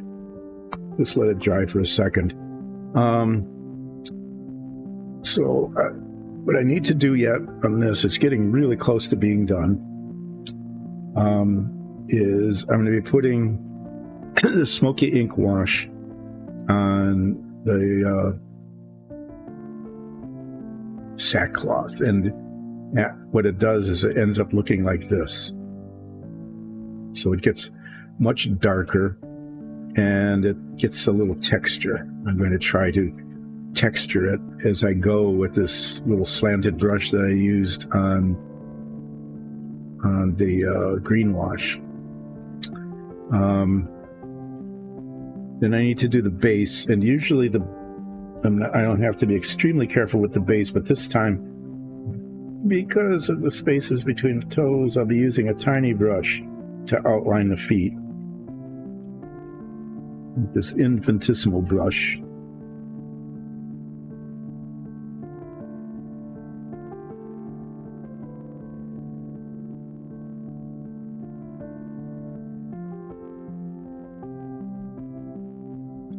And I need to get her eyes, and I'm going to do those before the break. And I'm going to be using a felt tip pen. And it's black instead of red. And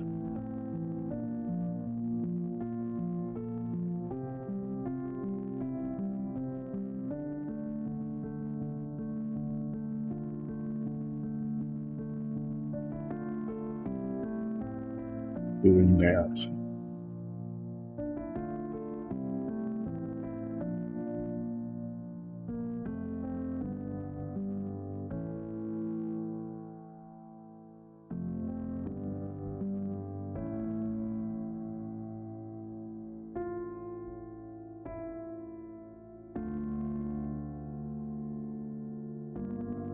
I missed the eyeball.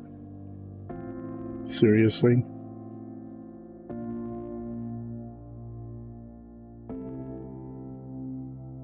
It was bad. I aimed wrong.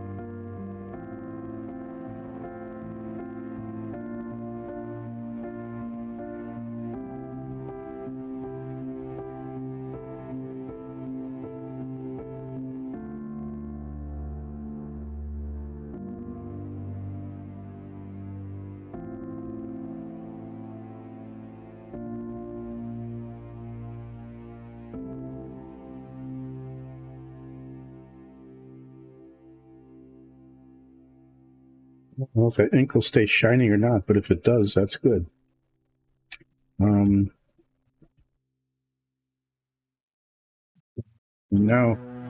I'm going to take a tiny bit of this green wash .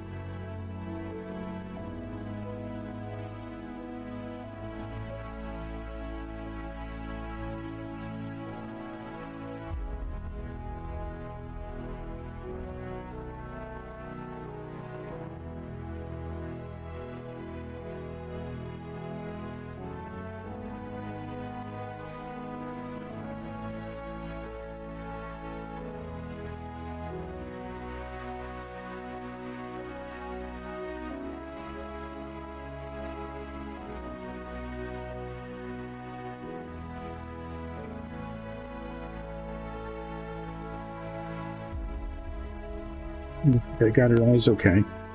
I think the head of that globe, I hope they like it. I think it looks really cool. It's kind of glowy like that. All right. So it's time for break, and I just want to do that before I put the brown wash on her clothes. So it needs to be done with Muriel. Oh my. It's a whole bright area there. I'm not sure what that's about. It's like green. It was just a spot that didn't get washed. It just looks like the wrong color. Is it a reflection? I'm not sure what that's about.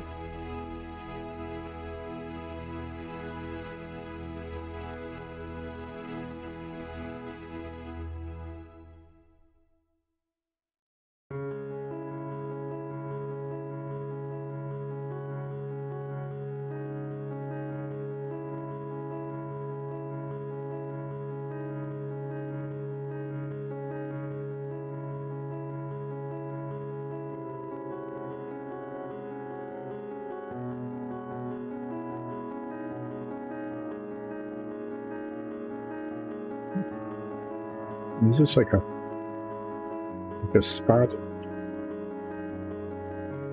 like a high spot on the model? It's really weird.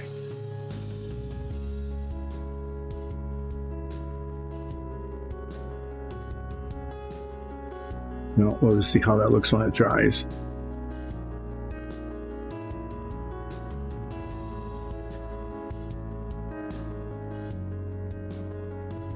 Yeah, so I'm going to take a break. I will be back more or less around 12:30 Eastern Daylight Time. And then I'll be putting the brown wash on her clothes, her cloak. That will make it look like this. Okay, actually, this color. Nope, I had it right. This color. It'll make it look like that darkish brown.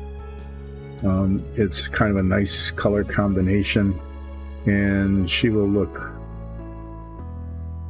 I don't know, I think that'll be it. Once I'm done with that, then I need to paint the base. I'll need to very carefully get around her feet and then fill this in. I'm going to be using this same color combination that I use on the floor of the sewer dungeons. So it'll be a gray with a green wash. And that's not typically the base colors that I've been using, but since this is in the sewer, be trying to replicate the look of the sewer floor. All right. Well, thanks for hanging in so far. This has been Relaxing Painting with Dice and Dungeons, Friday edition. Taking a short break. Well, for you it'll feel like a long break. For me it'll feel like a short break of about 20-25 minutes, and unless there's something else that comes up between now and then, I will be back to finish Muriel. And then when we're done with Muriel, I can either end early, I can paint Artemore. Artemore is my pet otter. Maybe I'll paint Artemore, or I could start working on this, which is, I don't know if you can see it very clearly. It's 3 cats stacked on top of each other, pretending to be human, I guess? Yeah. Actually, this looks like a lot more difficult than I thought. So we'll see how it goes. I'll be back in a bit. Thanks. In break time.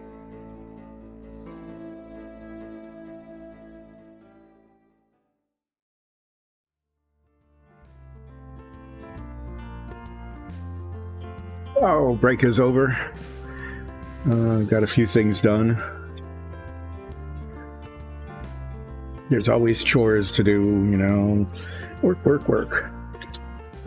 So what I need to do next is take this very lifeless looking set of cloak sack that she's wearing and put some brown wash on it. It's smoky ink. Make it look a little stripy and a little bit less dead. Yeah, it looks pretty dead. So I'm going to get this all stirred up here.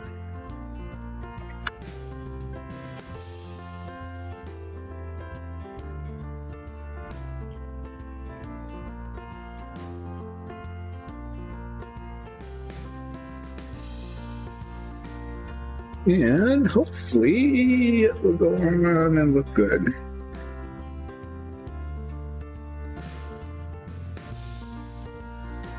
We will see. We will see. This wash tends to have a lot of pigment in it, so I need to be kind of careful with it. I'm using this angled brush that I was using before. It seemed to work pretty well. Let's see how it goes.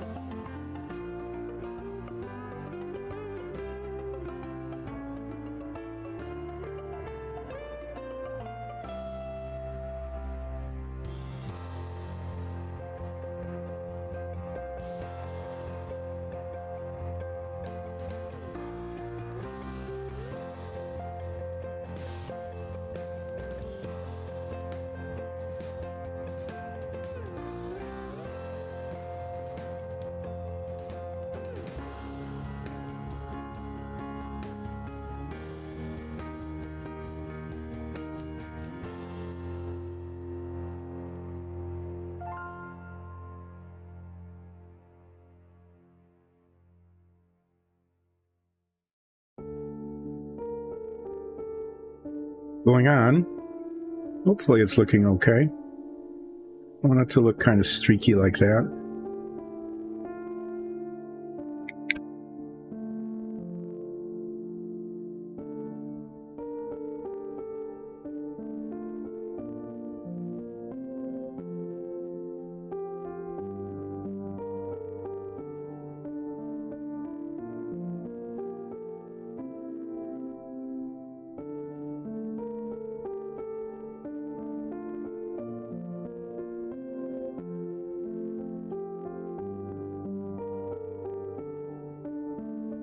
Yeah, I think that's kind of what we're going for.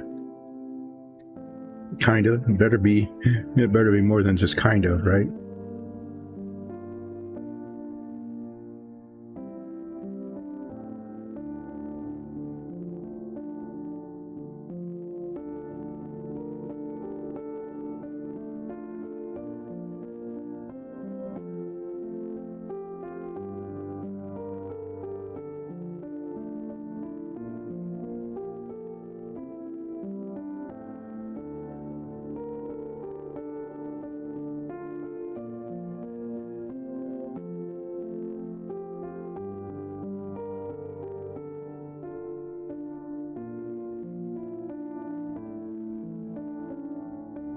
There's these slightly harder to reach areas under here.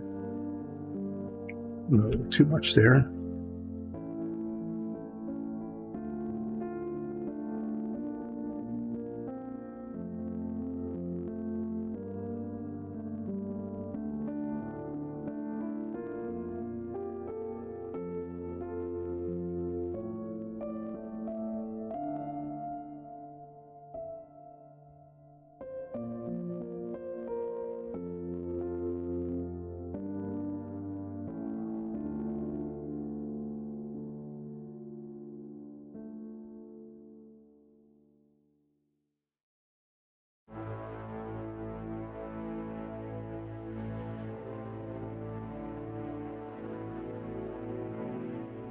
And then need to just do these little armbands.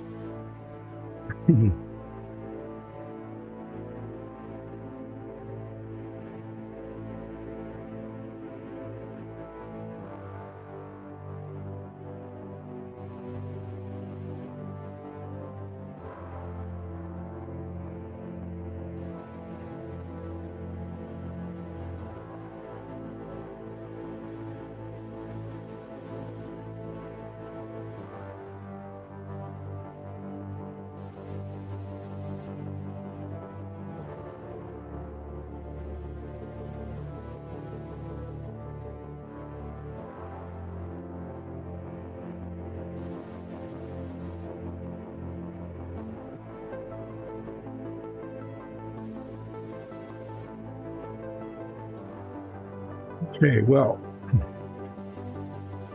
hopefully those who are in charge of things, like the DM, will find this to be acceptable.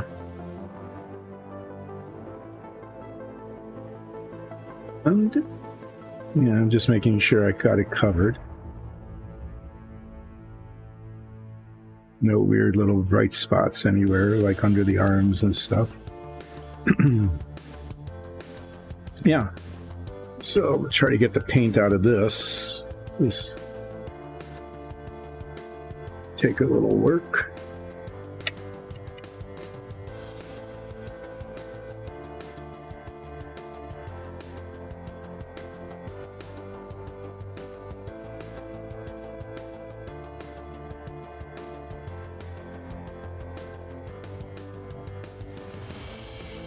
These things get up, the tip of the bristles, but then it gets up in the base of the bristles like that, and that's the spot. Those are the parts that don't clean off very well.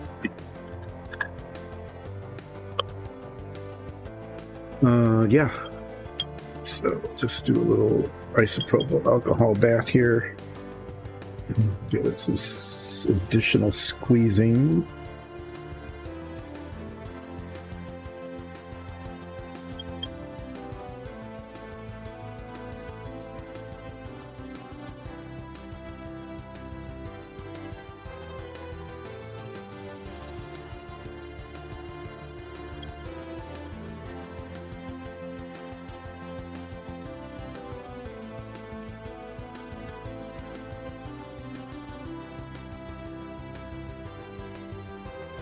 I need to do the base now, and the base is going to be done in the same colors as the floor of the sewer. So it's a neutral gray, a light gray color, then with a green wash to make it look kind of slimy. And that's what I'm trying to do then, is just sort of duplicate the look of the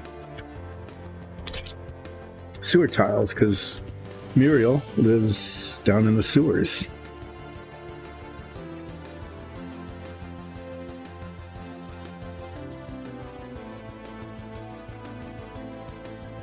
After I'm done with Muriel, I have several things I can do. I can try to paint Artemore, my otter pet, and give that a go.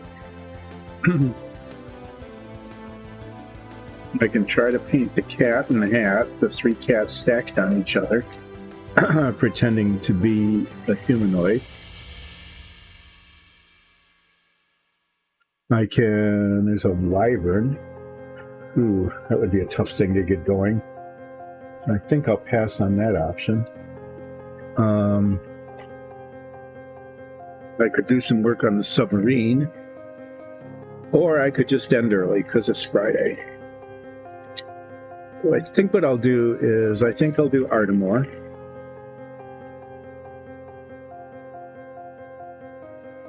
And, we'll just see how it goes.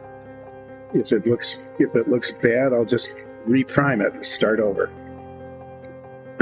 So usually, like with these bases, I can use a big brush, but I can't here because I need to get very carefully around her feet.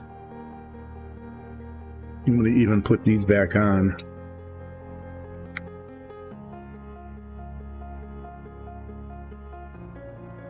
I don't want to mess this up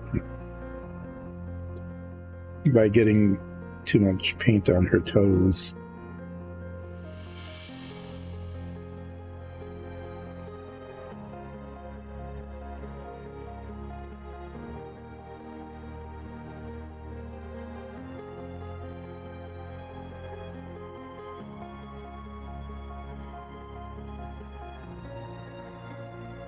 Some of this effort will be lost when I put the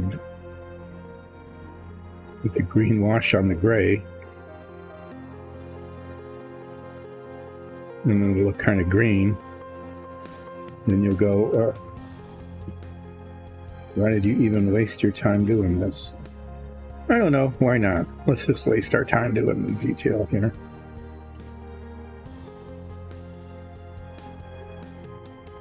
But,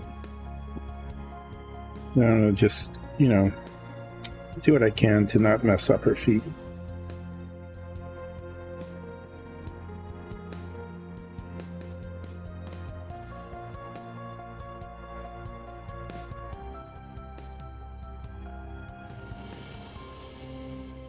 After I paint around the toes and the heel and everything, the feet parts, then I'll get out a larger brush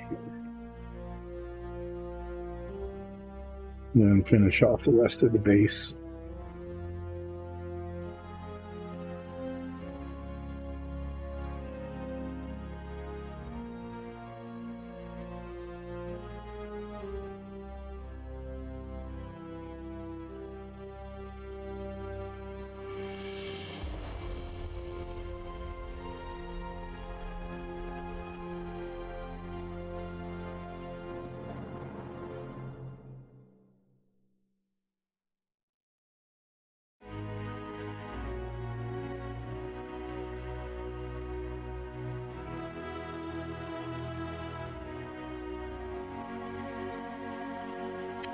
And I guess I'm just going to continue my radio silence here.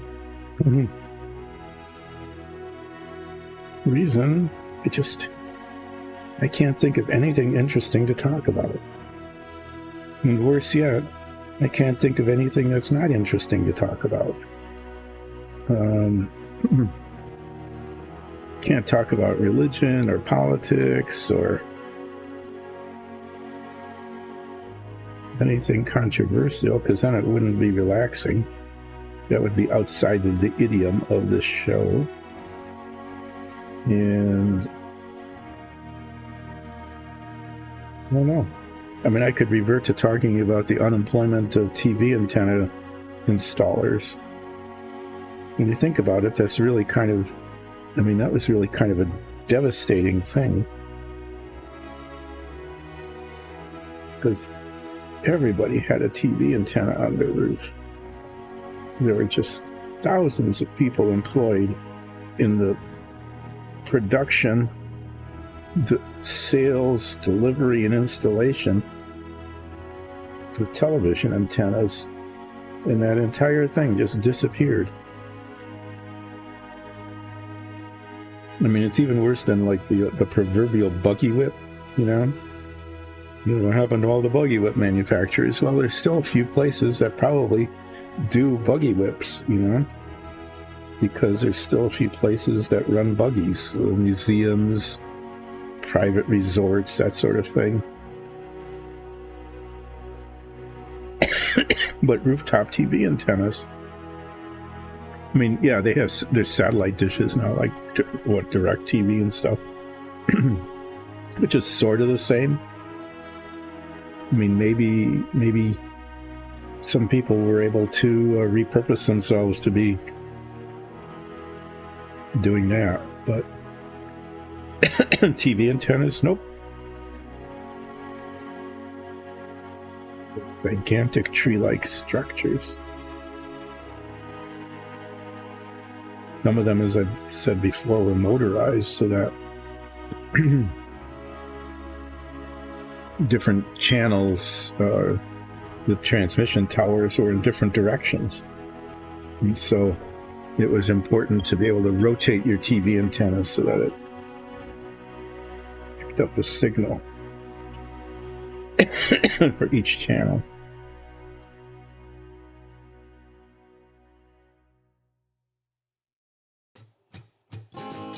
Like how chefs don't sharpen their own knives, right? They always have someone who's really good at it to sharpen for them.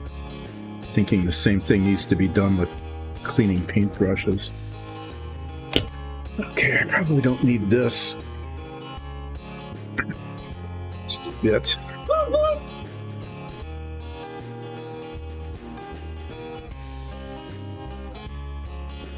What was that? Oh, I just bumped the mouse. Nice. What does that say? OBS is currently active. You sure you wish to exit? No, I don't want to exit. Mouse. That was a major moment. I set those head magnifiers down, and bumped right onto the mouse that decided that it's trying to close OBS, which is the thing that's running this whole thing. Sub Friday. Well, that is an option. As I'm finishing up Muriel here, there are 4 options. Maybe there's even more, but those are the ones that come to mind immediately. One is to just call it end early and to say, it's Friday, I don't need to keep going, I'm just going to stop. I'm going to stop doing relaxing painting and, I don't know, do something else. What would I do? Take a nap? Read the news? I saw the news today, oh boy. The news is never very, when I could talk about the news, but just in general terms, okay? So there used to be news back in the day. In my day, there was this thing called news. And what it was that there was a half hour every day of national news where someone like Walter Cronkite or Eric Sevareid, they were just reporters, but also they were journalists. They actually did some of their own writing and research. They would get on and they would talk about things that were happening.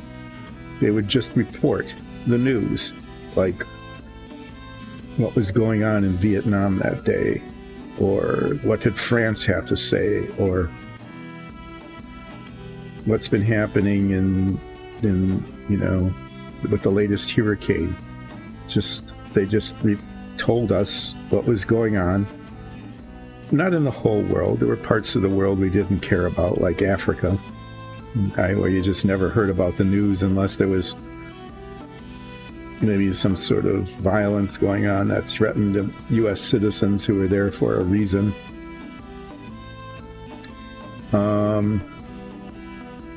So yeah, we had news, and then there was the local news, and that was always interesting because you also got the local weather.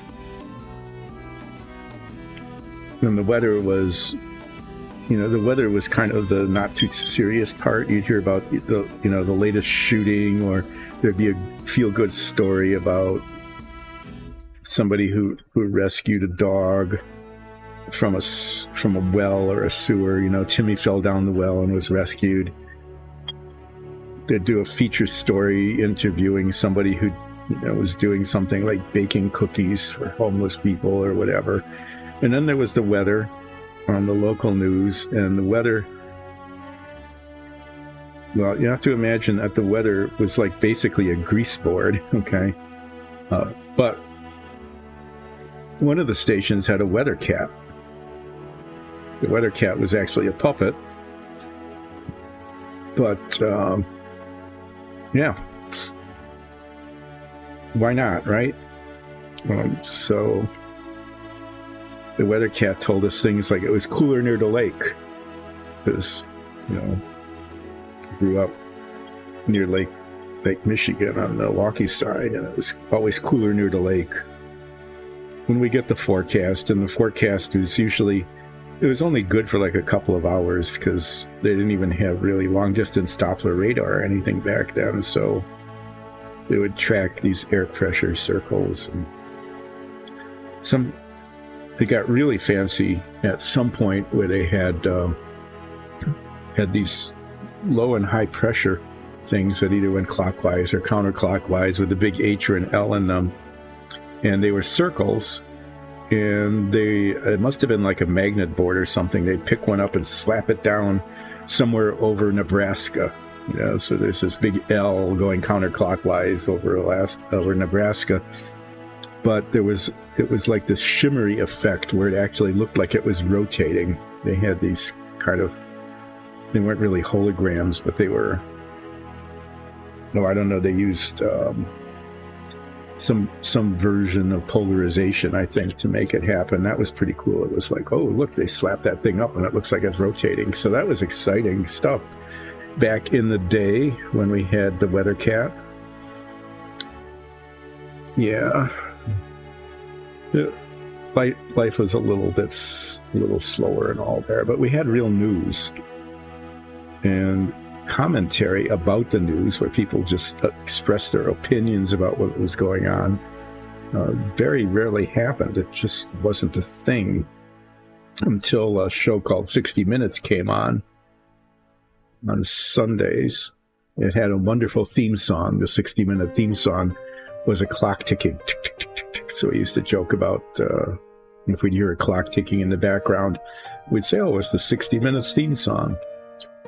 There, how was that? That was entertaining and amusing, wasn't it? Yeah, so that's the kind of stuff we had when we had real news, and there weren't things like Fox or MSNBC or CNN or any of those that went on and on and on 24 hours a day and didn't tell you anything about what was going on in the world. Okay? So when was the last time you turned on a news channel and heard about the civil war that's going on in Sudan that's displacing millions of people and starving hundreds of thousands? That's news, right? It's destabilizing a large section of Africa that's strategically and geographically important, and you don't even know about it because, you know, if you've got a 24-hour news channel, who has time to talk about the civil war in Sudan? Yeah, I mean, it's just, what a world, what a world.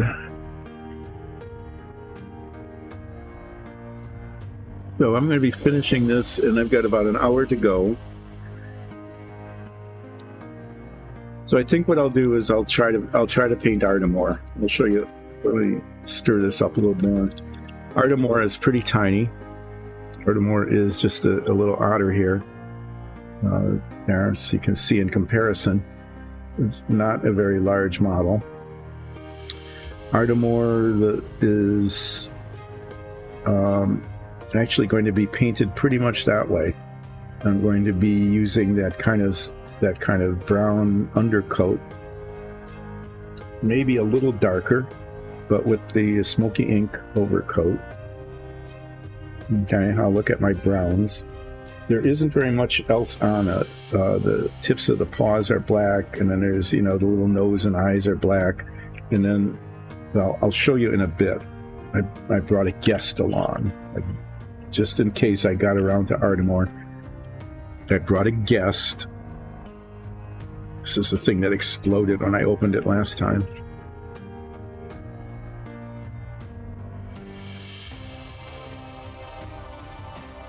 Recently, Ardmore has been making an appearance on our Dice and Dungeons stream.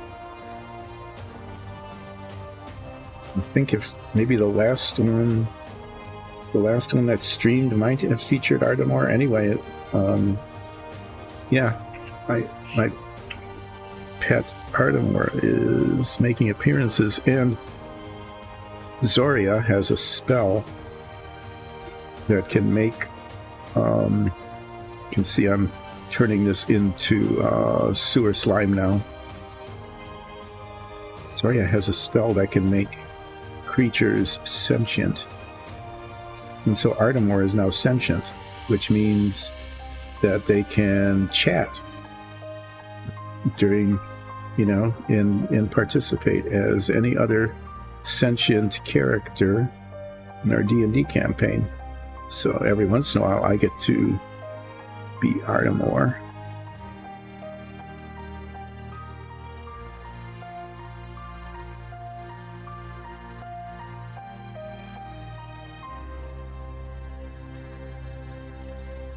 The nice thing about doing wash on like a sewer tile is that it's supposed to be blobby, and so I don't need to worry about brush marks or anything. In fact, I go out of my way to blobify it to make it look uneven.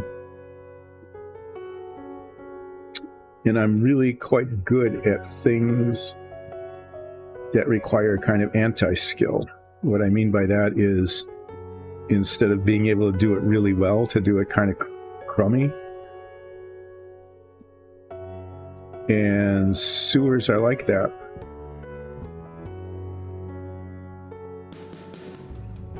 Painting, doing the wash on the edges here, because those show.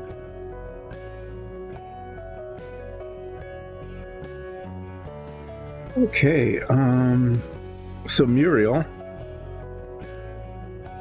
Bullywug Druid friend,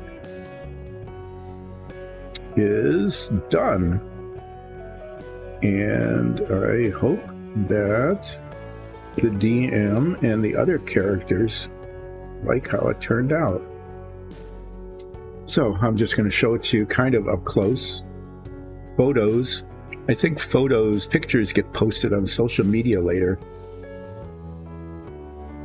I'm pretty sure that happens. Yeah. So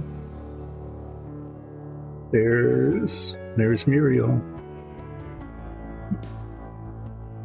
And I think Muriel's looking okay.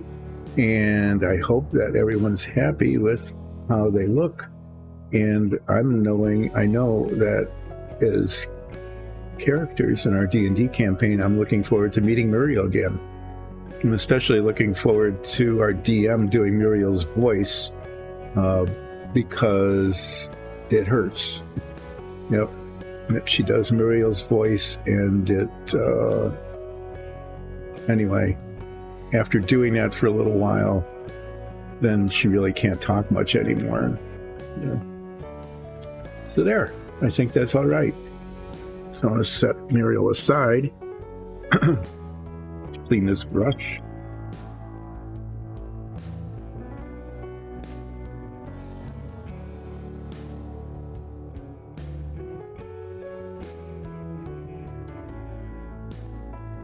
But not often that I can get an entire, well, I have been lately. I've been able to get like an entire minifig done in one session.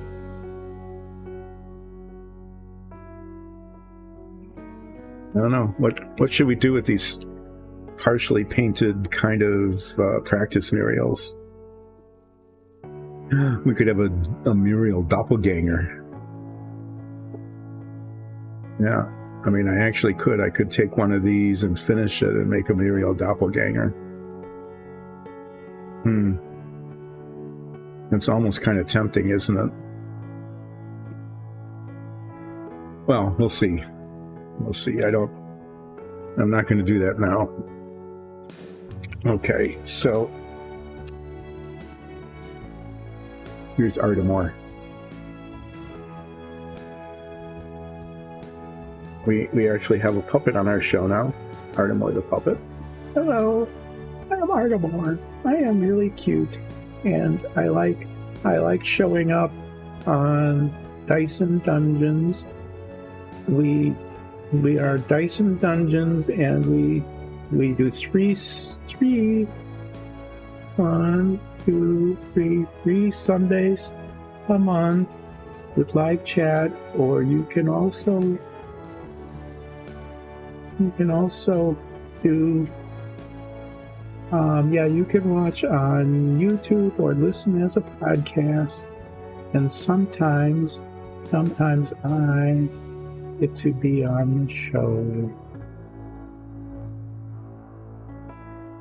Thank you for watching. There, that was Artemore.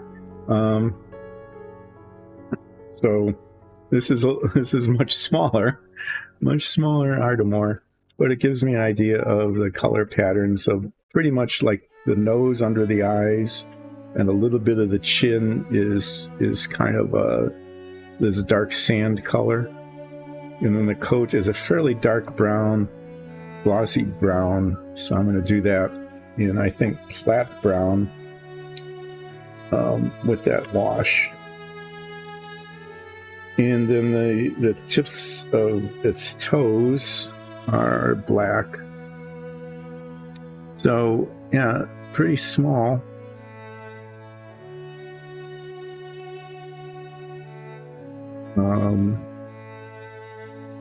I don't know.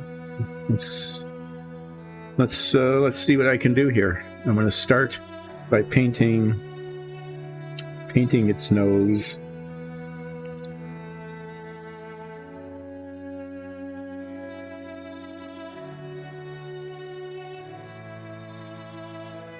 We do need. We could do. You remember when we were talking about 60s cartoons? A lot of those 60s cartoons episodes are like maybe 3 minutes long. They were very, very short. Peabody's Improbable History or Dudley Do-Right and the Mounties. All of those kinds of things were very, very brief. Maybe we could do like Ardmore shorts. Would that be kind of fun? Or not? I don't know. I'm putting these on just for the nose and the face because it really is very tiny. And there's detail on it.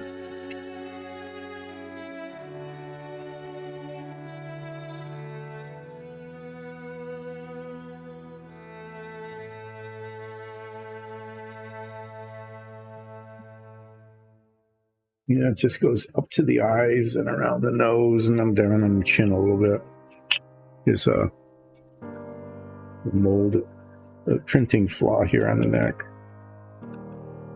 Otherwise, otters are pretty monochromatic, which I'm okay with that. That makes I can do monochrome.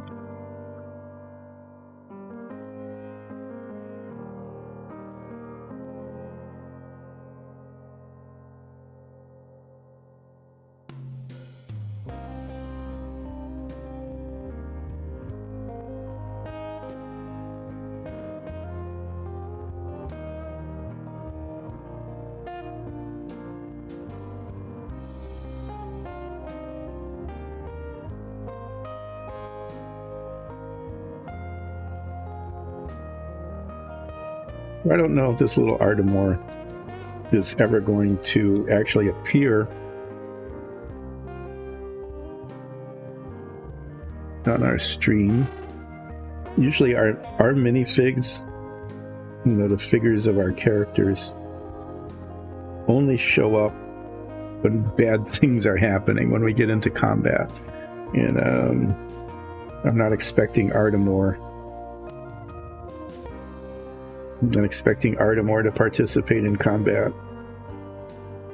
I'm not sure what Ardmore could possibly do in combat. Ardmore eats clams and writes poetry about clams and kelp.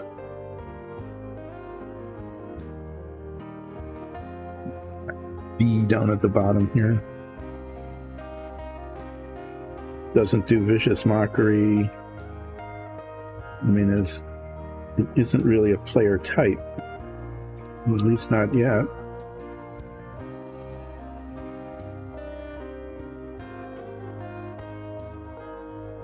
This little nose needs to be black, and the eyes. But otherwise, that's pretty much it for this lighter brown color.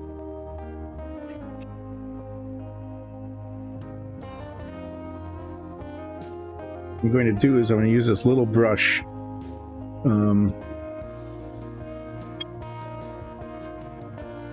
Use this little brush around the chin and around the feet. Now, the reason I'm using it around the feet is because it's really hard to get in there with a bigger brush. And the rest of this is just a monochrome. And I'm going to use flat brown. Do I even have that out? Yeah, here. I think that. Let me check the color chart.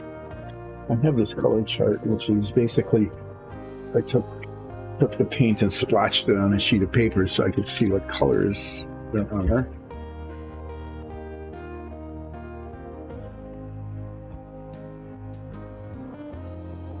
Earth. That's the color. Not flat brown, flat.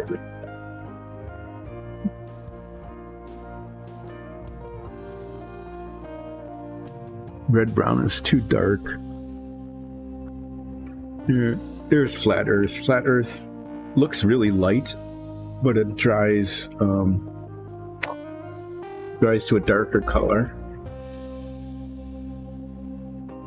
Actually, the color we use on some of our dungeon tiles, the ones that are wood, that with the smoky ink wash ends up looking really quite nice.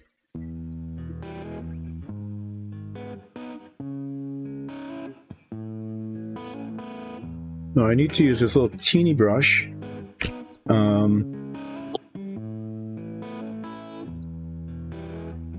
Like the area under the chin here.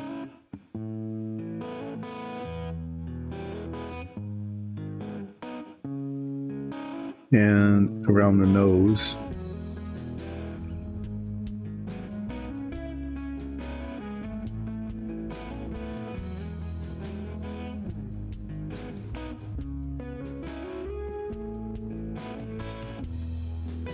And I can pull out a larger brush to paint the rest of it.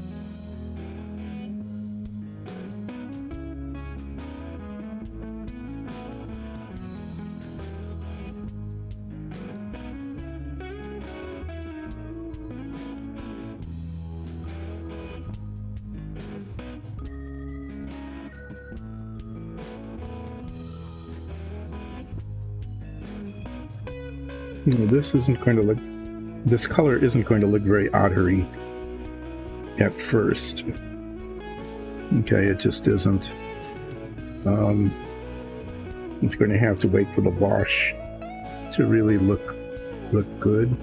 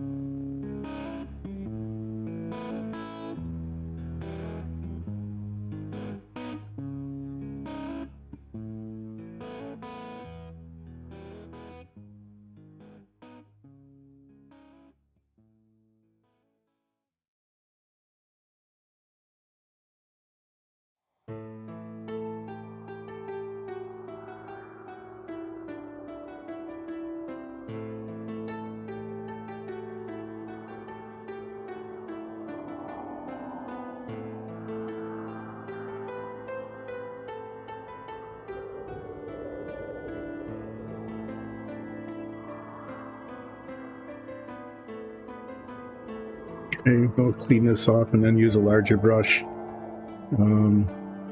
Finish off the rest. And then need to let it dry. And I'm going to use the felt tip pen technique again to do the nose and the eyes and the paws.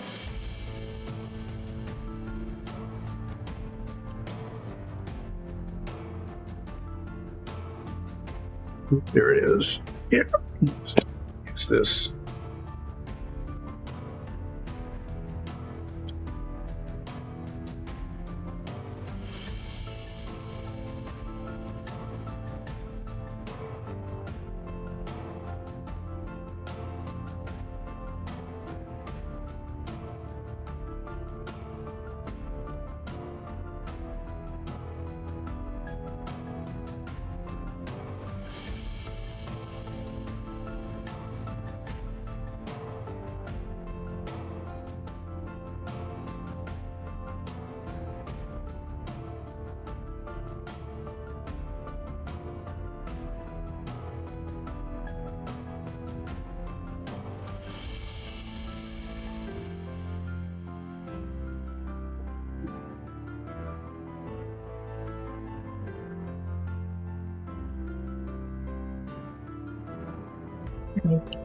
Goes down there.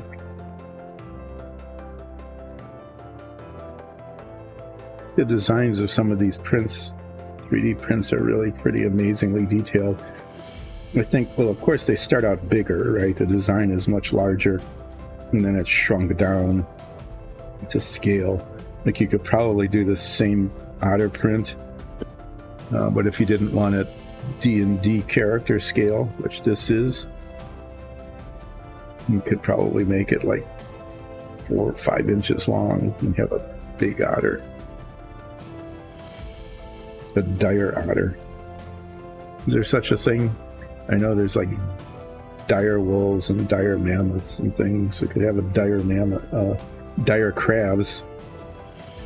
Certainly met enough of those.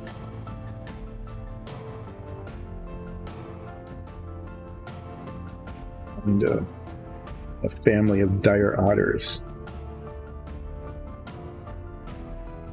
I'm looking ahead here and trying to decide, how am I going to paint the base? I'm actually tempted to paint the base blue, like water. You know, not mess with it too much, but just blue. We have some nice blue colors, and I can take a look at those.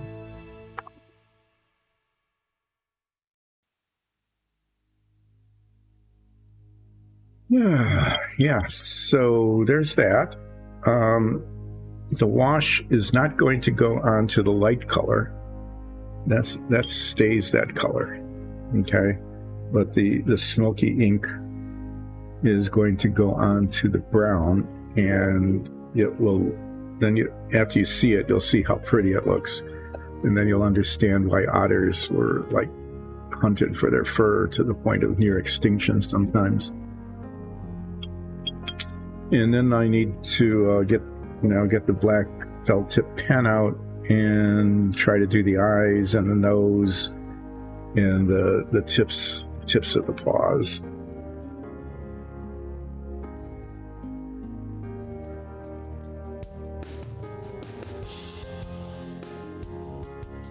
Could have brought down some water to hydrate, but I didn't. Turn this off for a second and see what I'm doing here. Yeah, I'm going to probably finish a little bit early today. I need to wait for the brown paint to dry. We get to watch paint dry. We don't always, paint's always drying on relaxing painting, one thing or another, but this is literally the only thing we can do at the moment is sit around and wait for the paint to dry. We could bring Artemore back. But I think, you don't want to overdo it with Artemore, because then you get inured to it. Let's see, I could clean up. I could put some of these things away. Yeah, that would be a thing. We do a lot of I do a lot of don't do it this way stuff on this stream. Just if you do it this way, you're going to have a mess. If you do it this way, it's not going to work very well. If you do it anyway, that kind of thing.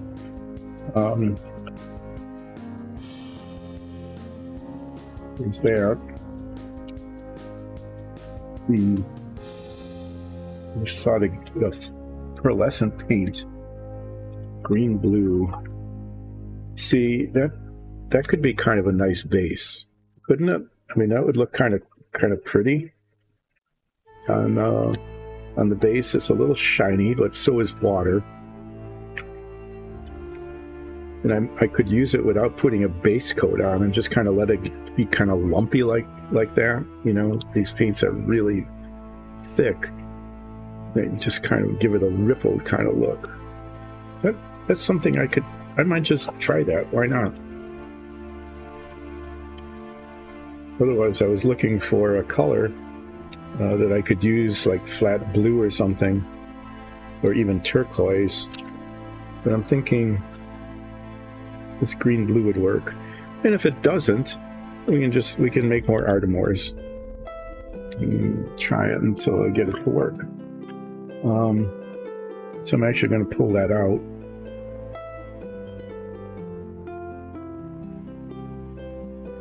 And we'll just see how that looks later. So how's this coming along? There's still some shiny spots on there. I could try to do the eyes and the nose and the ears. Let me try that. The heck. It has to be done. I'm gonna get the tiniest felt tip pen I've got.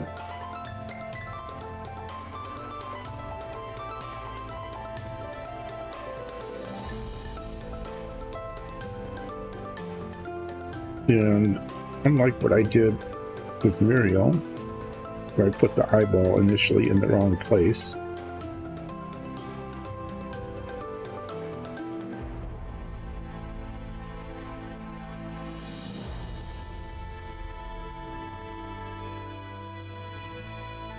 I'm looking at this as I look at Artemor. The ears are black too. So if I can find them, let's see the ears.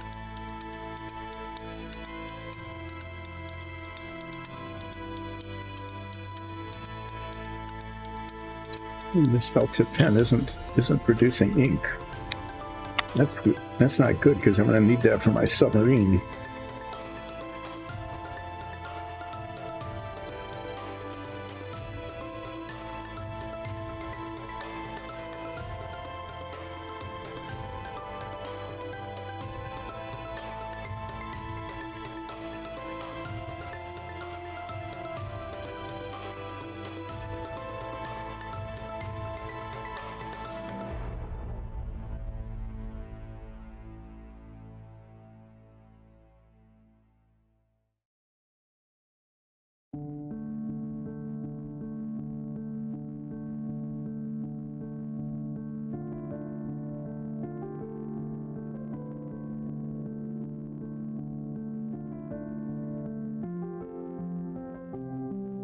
Toes.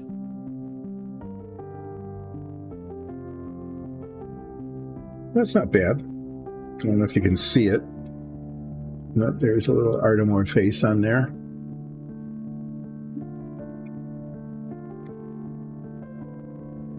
And then, doing the wash. And I'm going to use the same brush I used on Muriel, this little slanted thing here, because that seemed to work pretty well.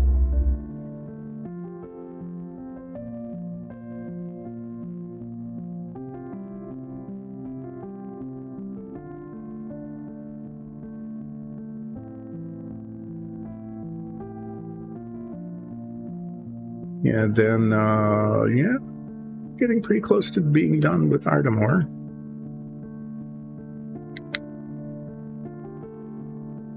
Start at the back.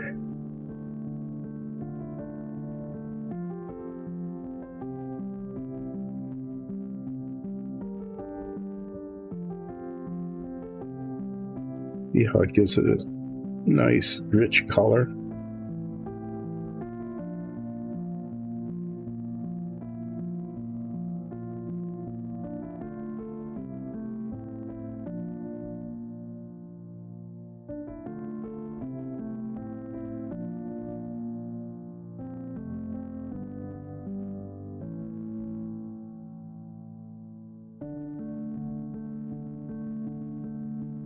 Now here's the test is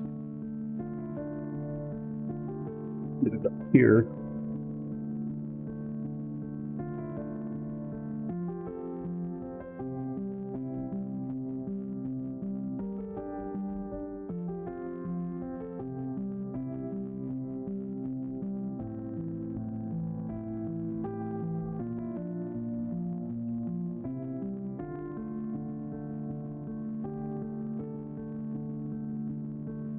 These are interesting because oftentimes animals have like a color contrast coat. You know, they're like light underneath, or in the case of an elk, they're just the opposite. They're dark underneath. But otters, other than around their face, just a little bit around their face, don't.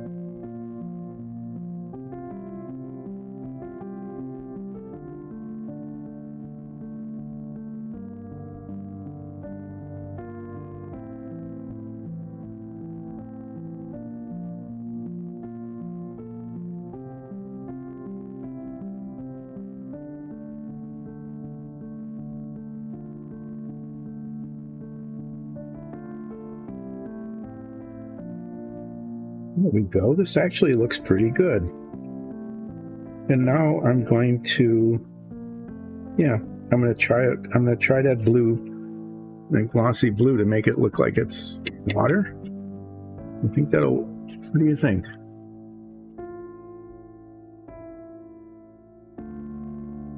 Should I do something just a little safer? I don't know.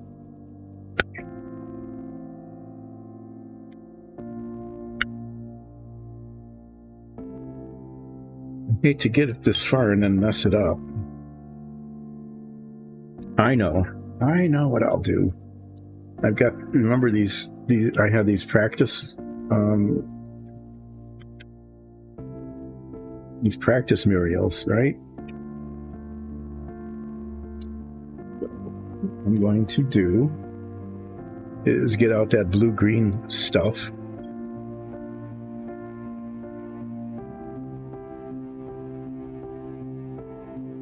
Make an effort to actually clean this brush.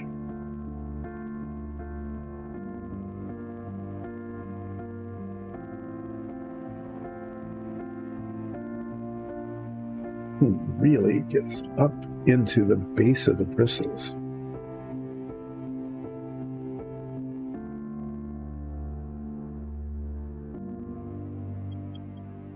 I'm wasting time here while you're listening to music at Relaxing Painting with Dice and Dungeons. So, as I'm getting near the end here, it's good to remind everybody that Dice and Dungeons is a group of friends and relatives who play Dungeons and Dragons. And we started out over a year ago doing a campaign created by our dungeon mistress, Alexis, and decided that, well, since we're playing this game and we're having a good time, let's stream it. And so we have been streaming 3 Sundays a month, 2 o'clock, with a live chat, 2 o'clock Eastern Standard Time. And I want to invite everybody to, at least once drop in and watch or listen or both to our campaign. If you can't do it during the live chat stream, you can always catch them later on YouTube or even as a podcast. And we think that they're a lot of fun. The campaign is really original and wonderful. The world it's set in is really cool. As characters, I have to say, I think we are immensely entertaining. I have to say that. And please do that. So as we were doing our D&D campaign, we decided we were originally playing on a 1x1 grid plastic sheet. And we bought a couple of those, and some of them were green for forest, and one was blue for water, and then there was a brown one, and those kinds of things. And those are really fine for playing. But then Alexis said, well, let's get a 3D printer. I've always wanted one. So we actually got one. One of these 3 back here is the original one. It's still working. And, wow, that paint kind of globbed up there. Then we started making little set pieces and dungeon tiles and created a little cave, a brown cave. Just nothing very spectacular.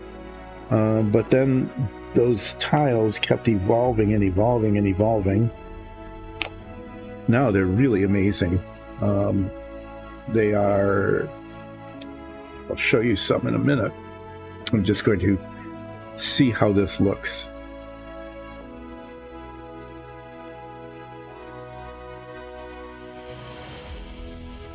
As I said, it's really, the paint is very thick.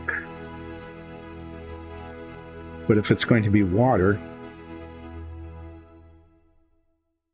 you want it kind of lumpy anyway, because, you know, waves and stuff.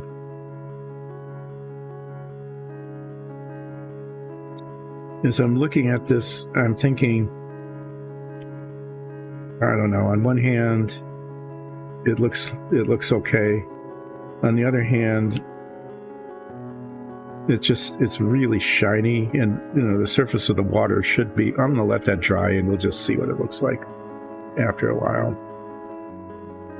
So yeah, we started producing dungeon tiles, made a small dungeon, like basically a cave. It's a tunnel of maybe, I don't know, a dozen tiles. Got some paint, started painting them, and they just kept evolving and evolving and evolving, and now we're producing a number of really cool dungeon sets. And occasionally you'll see, like, one of them has got a pool of goo in the middle. We did, you know, crypts and tents and crates and barrels and tables and campfires, all sorts of stuff. But the way these things have evolved, I'll show them to you. These are base coated but not washed yet, so they look a little lifeless. Is that Lexus has modified these so that the wall and the base are one solid piece. Initially, the walls had to be epoxy to the bases, and we found that they weren't always necessarily straight, nor did they necessarily stay on. So she was able to modify the print so that it's one solid piece, and then in the base here, this little thin piece here, that goes on to the base, and underneath here are little ball magnets. And you can see that these were set up so that you could use clips to join them together. Okay, we tried that, and you could get them together, but you couldn't pull them apart very easily, and we wanted to be able to rearrange the dungeons. And so with these ball magnets, what happens is that they stick to each other. And I know there's some dungeon tiles out there that they say are magnetic, but what that means is there's a magnet in the base and you have to put it on a metal platform, okay, a metal base. But these can go on anything. You can see this is just cardboard, right? And they stick to each other, and they stick really well, okay? But they also come apart very easily. So one can very quickly rearrange the dungeon. There's corner pieces, of course. But yeah, so once these are painted and finished, they make for really, I mean, it's really cool. We even had a mimic dungeon once. Because they're so easy to manipulate, the dungeon rearranged itself 3 times during the course of our battle, during the course of our combat. Okay? It's like, oh, we beat everybody. No. The entire dungeon came apart and reconstituted itself and became a totally different dungeon. We'd have to fight the same battle 3 times. And these are nice. They're still in a 1x1 grid, so it keeps the scale really fine. So your movement, each one is the equivalent of 5 feet. 5, 10, 15. You used up half your movement. You can put nothing's built into these, and so if you wanted to put some like rocks or a pillar or a barrel or a crate, you could just set them down on there, or not. Okay, so they're very cool. Anyway, we're producing a bunch of these, and there's those were rough stone. We have cut stone, and we have let's see if there's an example of that here.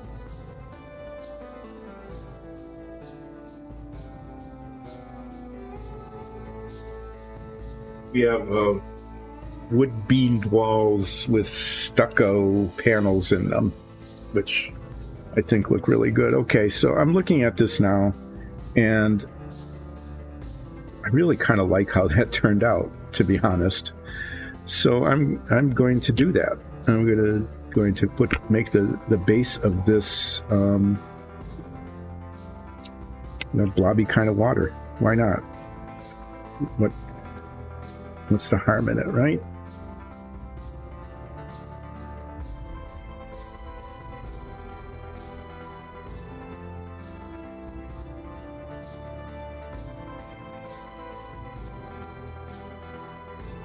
It contrasts nicely with the dark brown. I'm going to put this back on. I am just not able to see things at any distance at the moment. But with this, at least, I'm trying to get around the feet.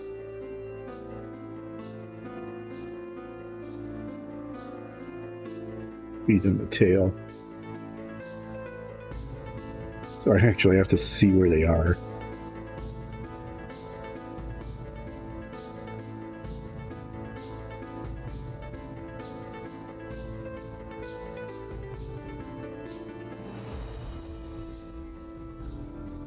So as I was saying, these pearlescent paints, there's some features about them which are really nice, and others which aren't. Is that they don't cover very well. And you have to put them on very thick. But in this case, as I'm trying to give the impression of a watery surface, the fact that I have to blob it up like this and make it a very uneven surface is a feature, not a bug.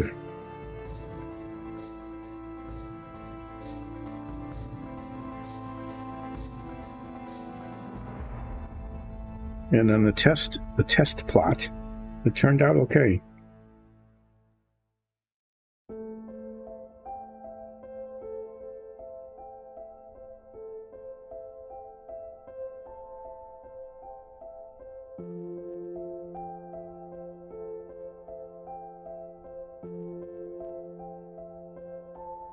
I have to get out an even tinier brush to get under there. Even this brush is a little too big.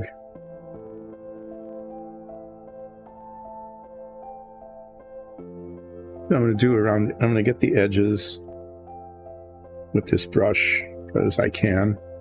And then I'm going to get a really teeny brush out to get underneath the otter there. And then I'm going to pull this up off of the sticky tack. Oh my, that's going to be a mess.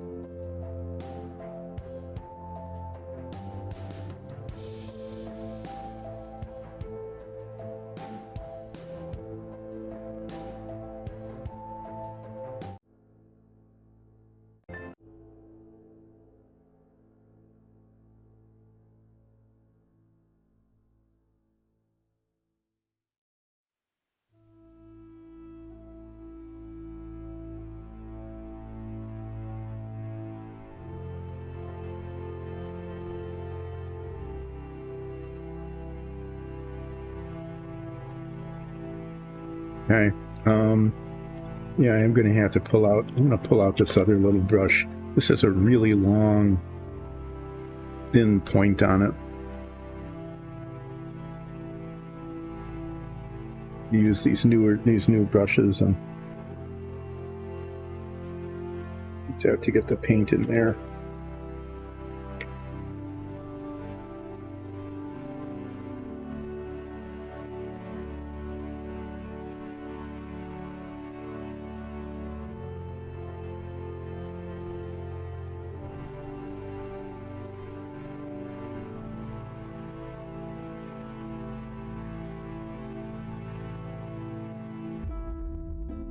No. Killing.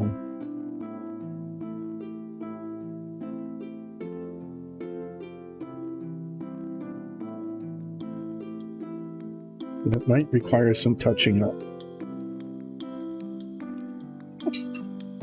Okay, that was that. Let's wait. Let's get our uh-oh moments in here all at once.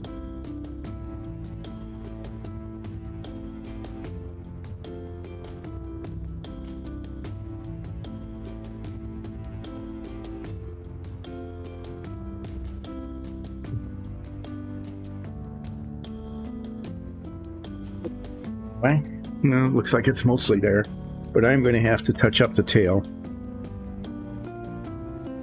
on several places. It was doing so well, and then yeah, right at the end, not so well.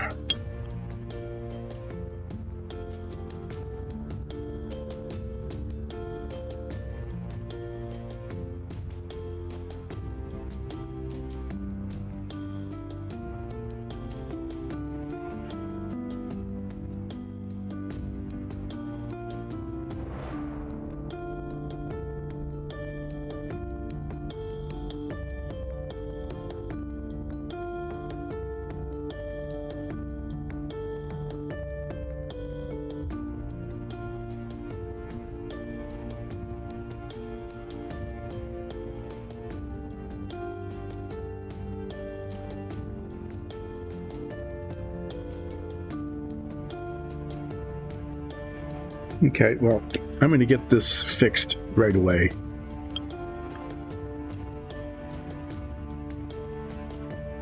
First, I'm going to clean as much of this off as I can. And then I'm going to, wow, turn the whole brush green.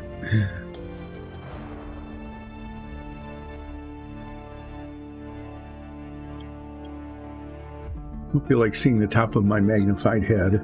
Sorry about that. But, you know, I have to see what I'm doing. So thank you for joining Dice and Dungeons. As I was saying, most of this is for the campaign.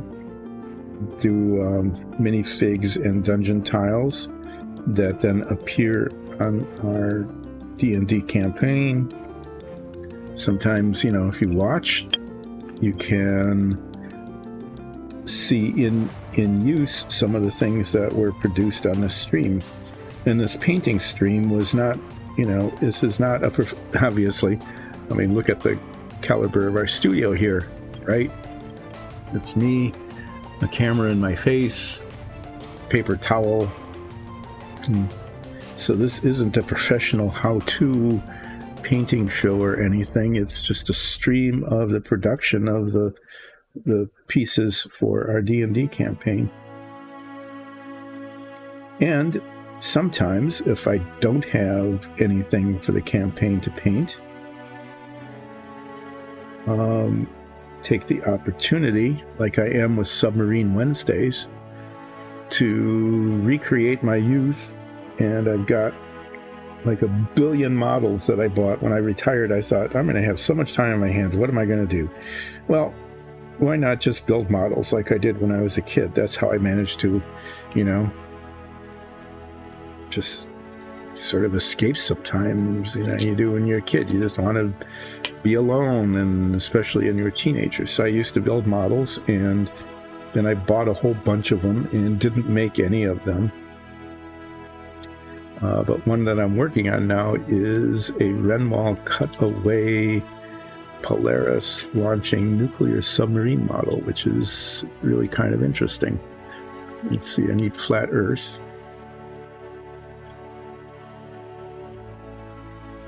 And then I need to wash it in order to bring it back to its glossy brown color. This is where I turn the tail blue. And now it needs to be brown again.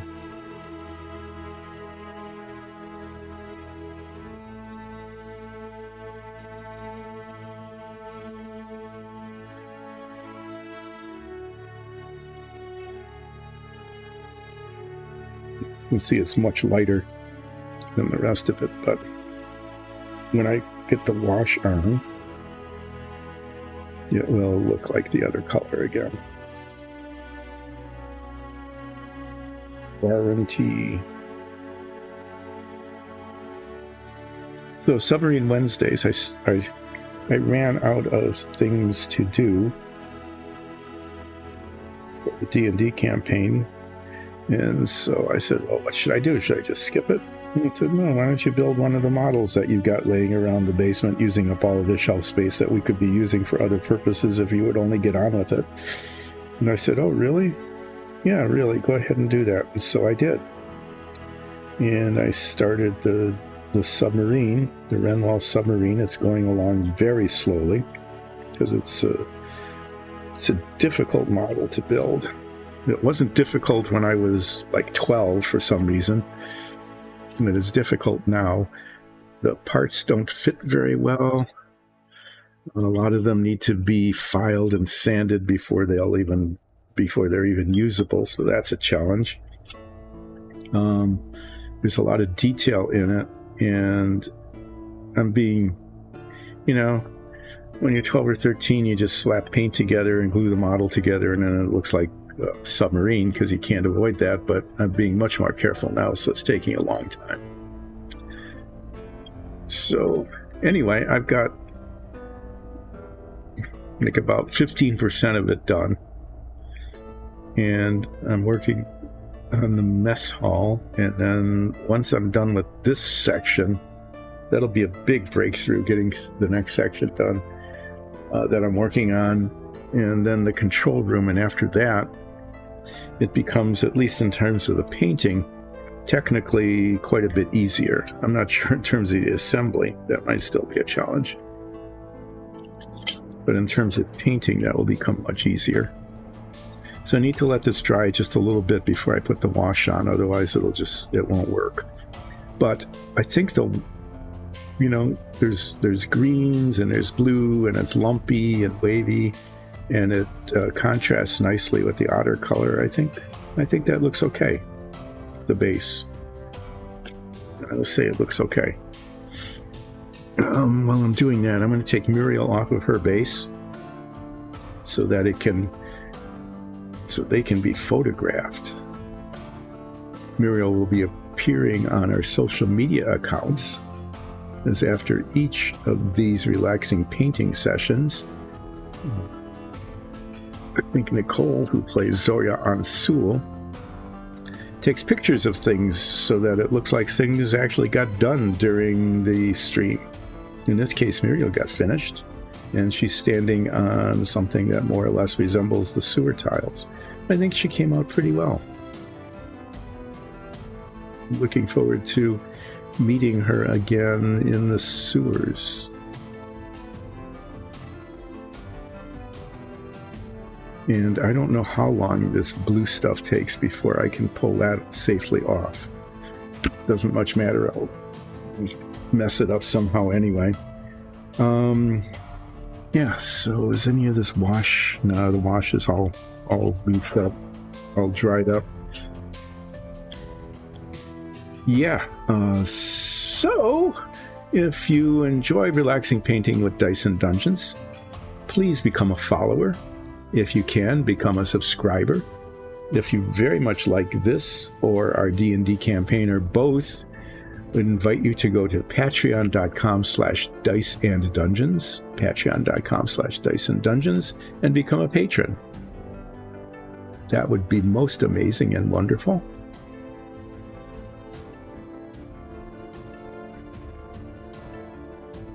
If you can't do that, it's understandable. But your participation by just even watching and maybe chatting a little bit is really appreciated. Okay, I need a little bit of this smoky ink. Like the most infinitesimal little drop. To color back the tail the way it's supposed to be. The place where I had to put the paint on again because I had turned it shiny blue.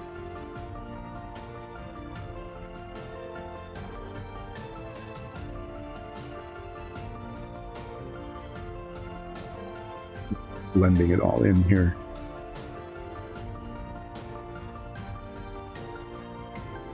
Okay, so here's the little Ardmore. my sentient otter pet. This is Muriel. Muriel once again.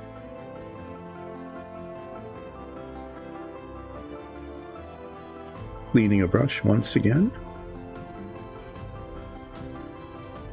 Yes, invite you to become a follower, invite you to become a subscriber, and invite you to go to patreon.com/DysonDungeons and become a patron and help support all of us in the Dyson Dungeons family.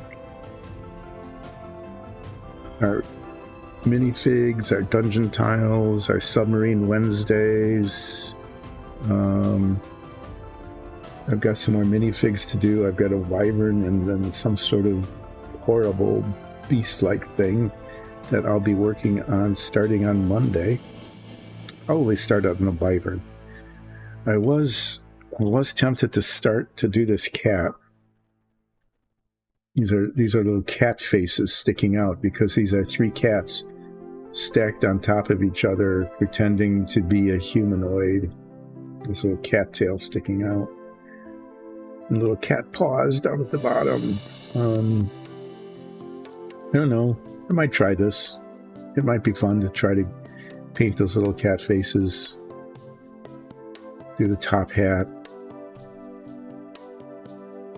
Get the X-Acto knife out and see this little bit of a string from there. Printing. Yeah, so shape of things to come. Stacked cats, a wyvern, and some sort of little monster, giant monster, that I'll be painting on Monday and Friday. And on Wednesday, we'll resume working on the mess hall that I've been working on forever, the mess hall of the submarine.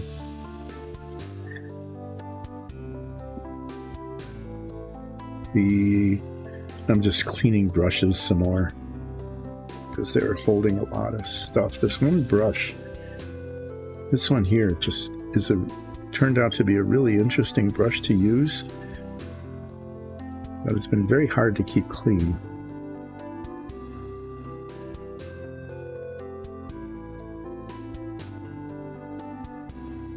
Oh, wow. Yeah. It's almost 2 o'clock. It's Friday afternoon. I am going to be signing off soon. Thank you all once again for watching either now or on YouTube later. Relaxing Painting with Dyson Dungeons. Today we have finished Muriel, one of the more important characters, NPCs, in our DnD campaign, and an Artemore, representing my sentient otter pet. And as the very last thing that I'm going to do today, I'm going to pry Artemore up off of the sticky tack.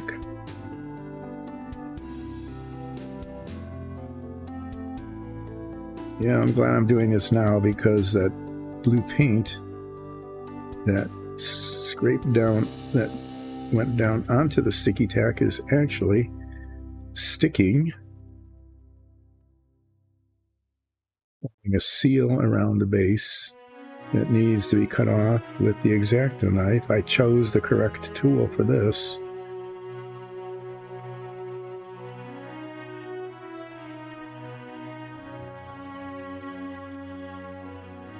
And it's free.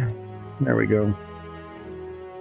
Set them down here, and you get to see a not very helpful top-down view of them from your perspective, but that's what I accomplished today.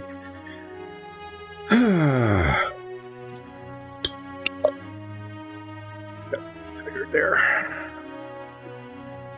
Thanks for watching. Join us again Mondays, Wednesdays, and Fridays from 10 more or less until 2 more or less Eastern Daylight Time. That's the time zone we're in. Eastern Daylight Time for Relaxing Painting with Dice and Dungeons. Monday, I'll be working on either a stacked cat or a wyvern. Wednesday, I'll be continuing to work on my Renwall cutaway, half-visible Polaris-launching nuclear submarine, the George Washington, the prototype of the Polaris-launching submarines. And on Friday, I will be back either with the Stack Cat or the Wyvern or some other monster that's been primed and is sitting there looking, pretty scary. So that's what's coming up next week. Mondays, Wednesdays, Fridays, 10 more or less until 2 more or less Eastern Daylight Time. And the DnD campaign, Sundays, 3 Sundays a month at 2 Eastern Daylight Time. Catch it with live chat then, or later you can see all of the already streamed episodes on YouTube or listen as a podcast. Thanks, and have a good weekend.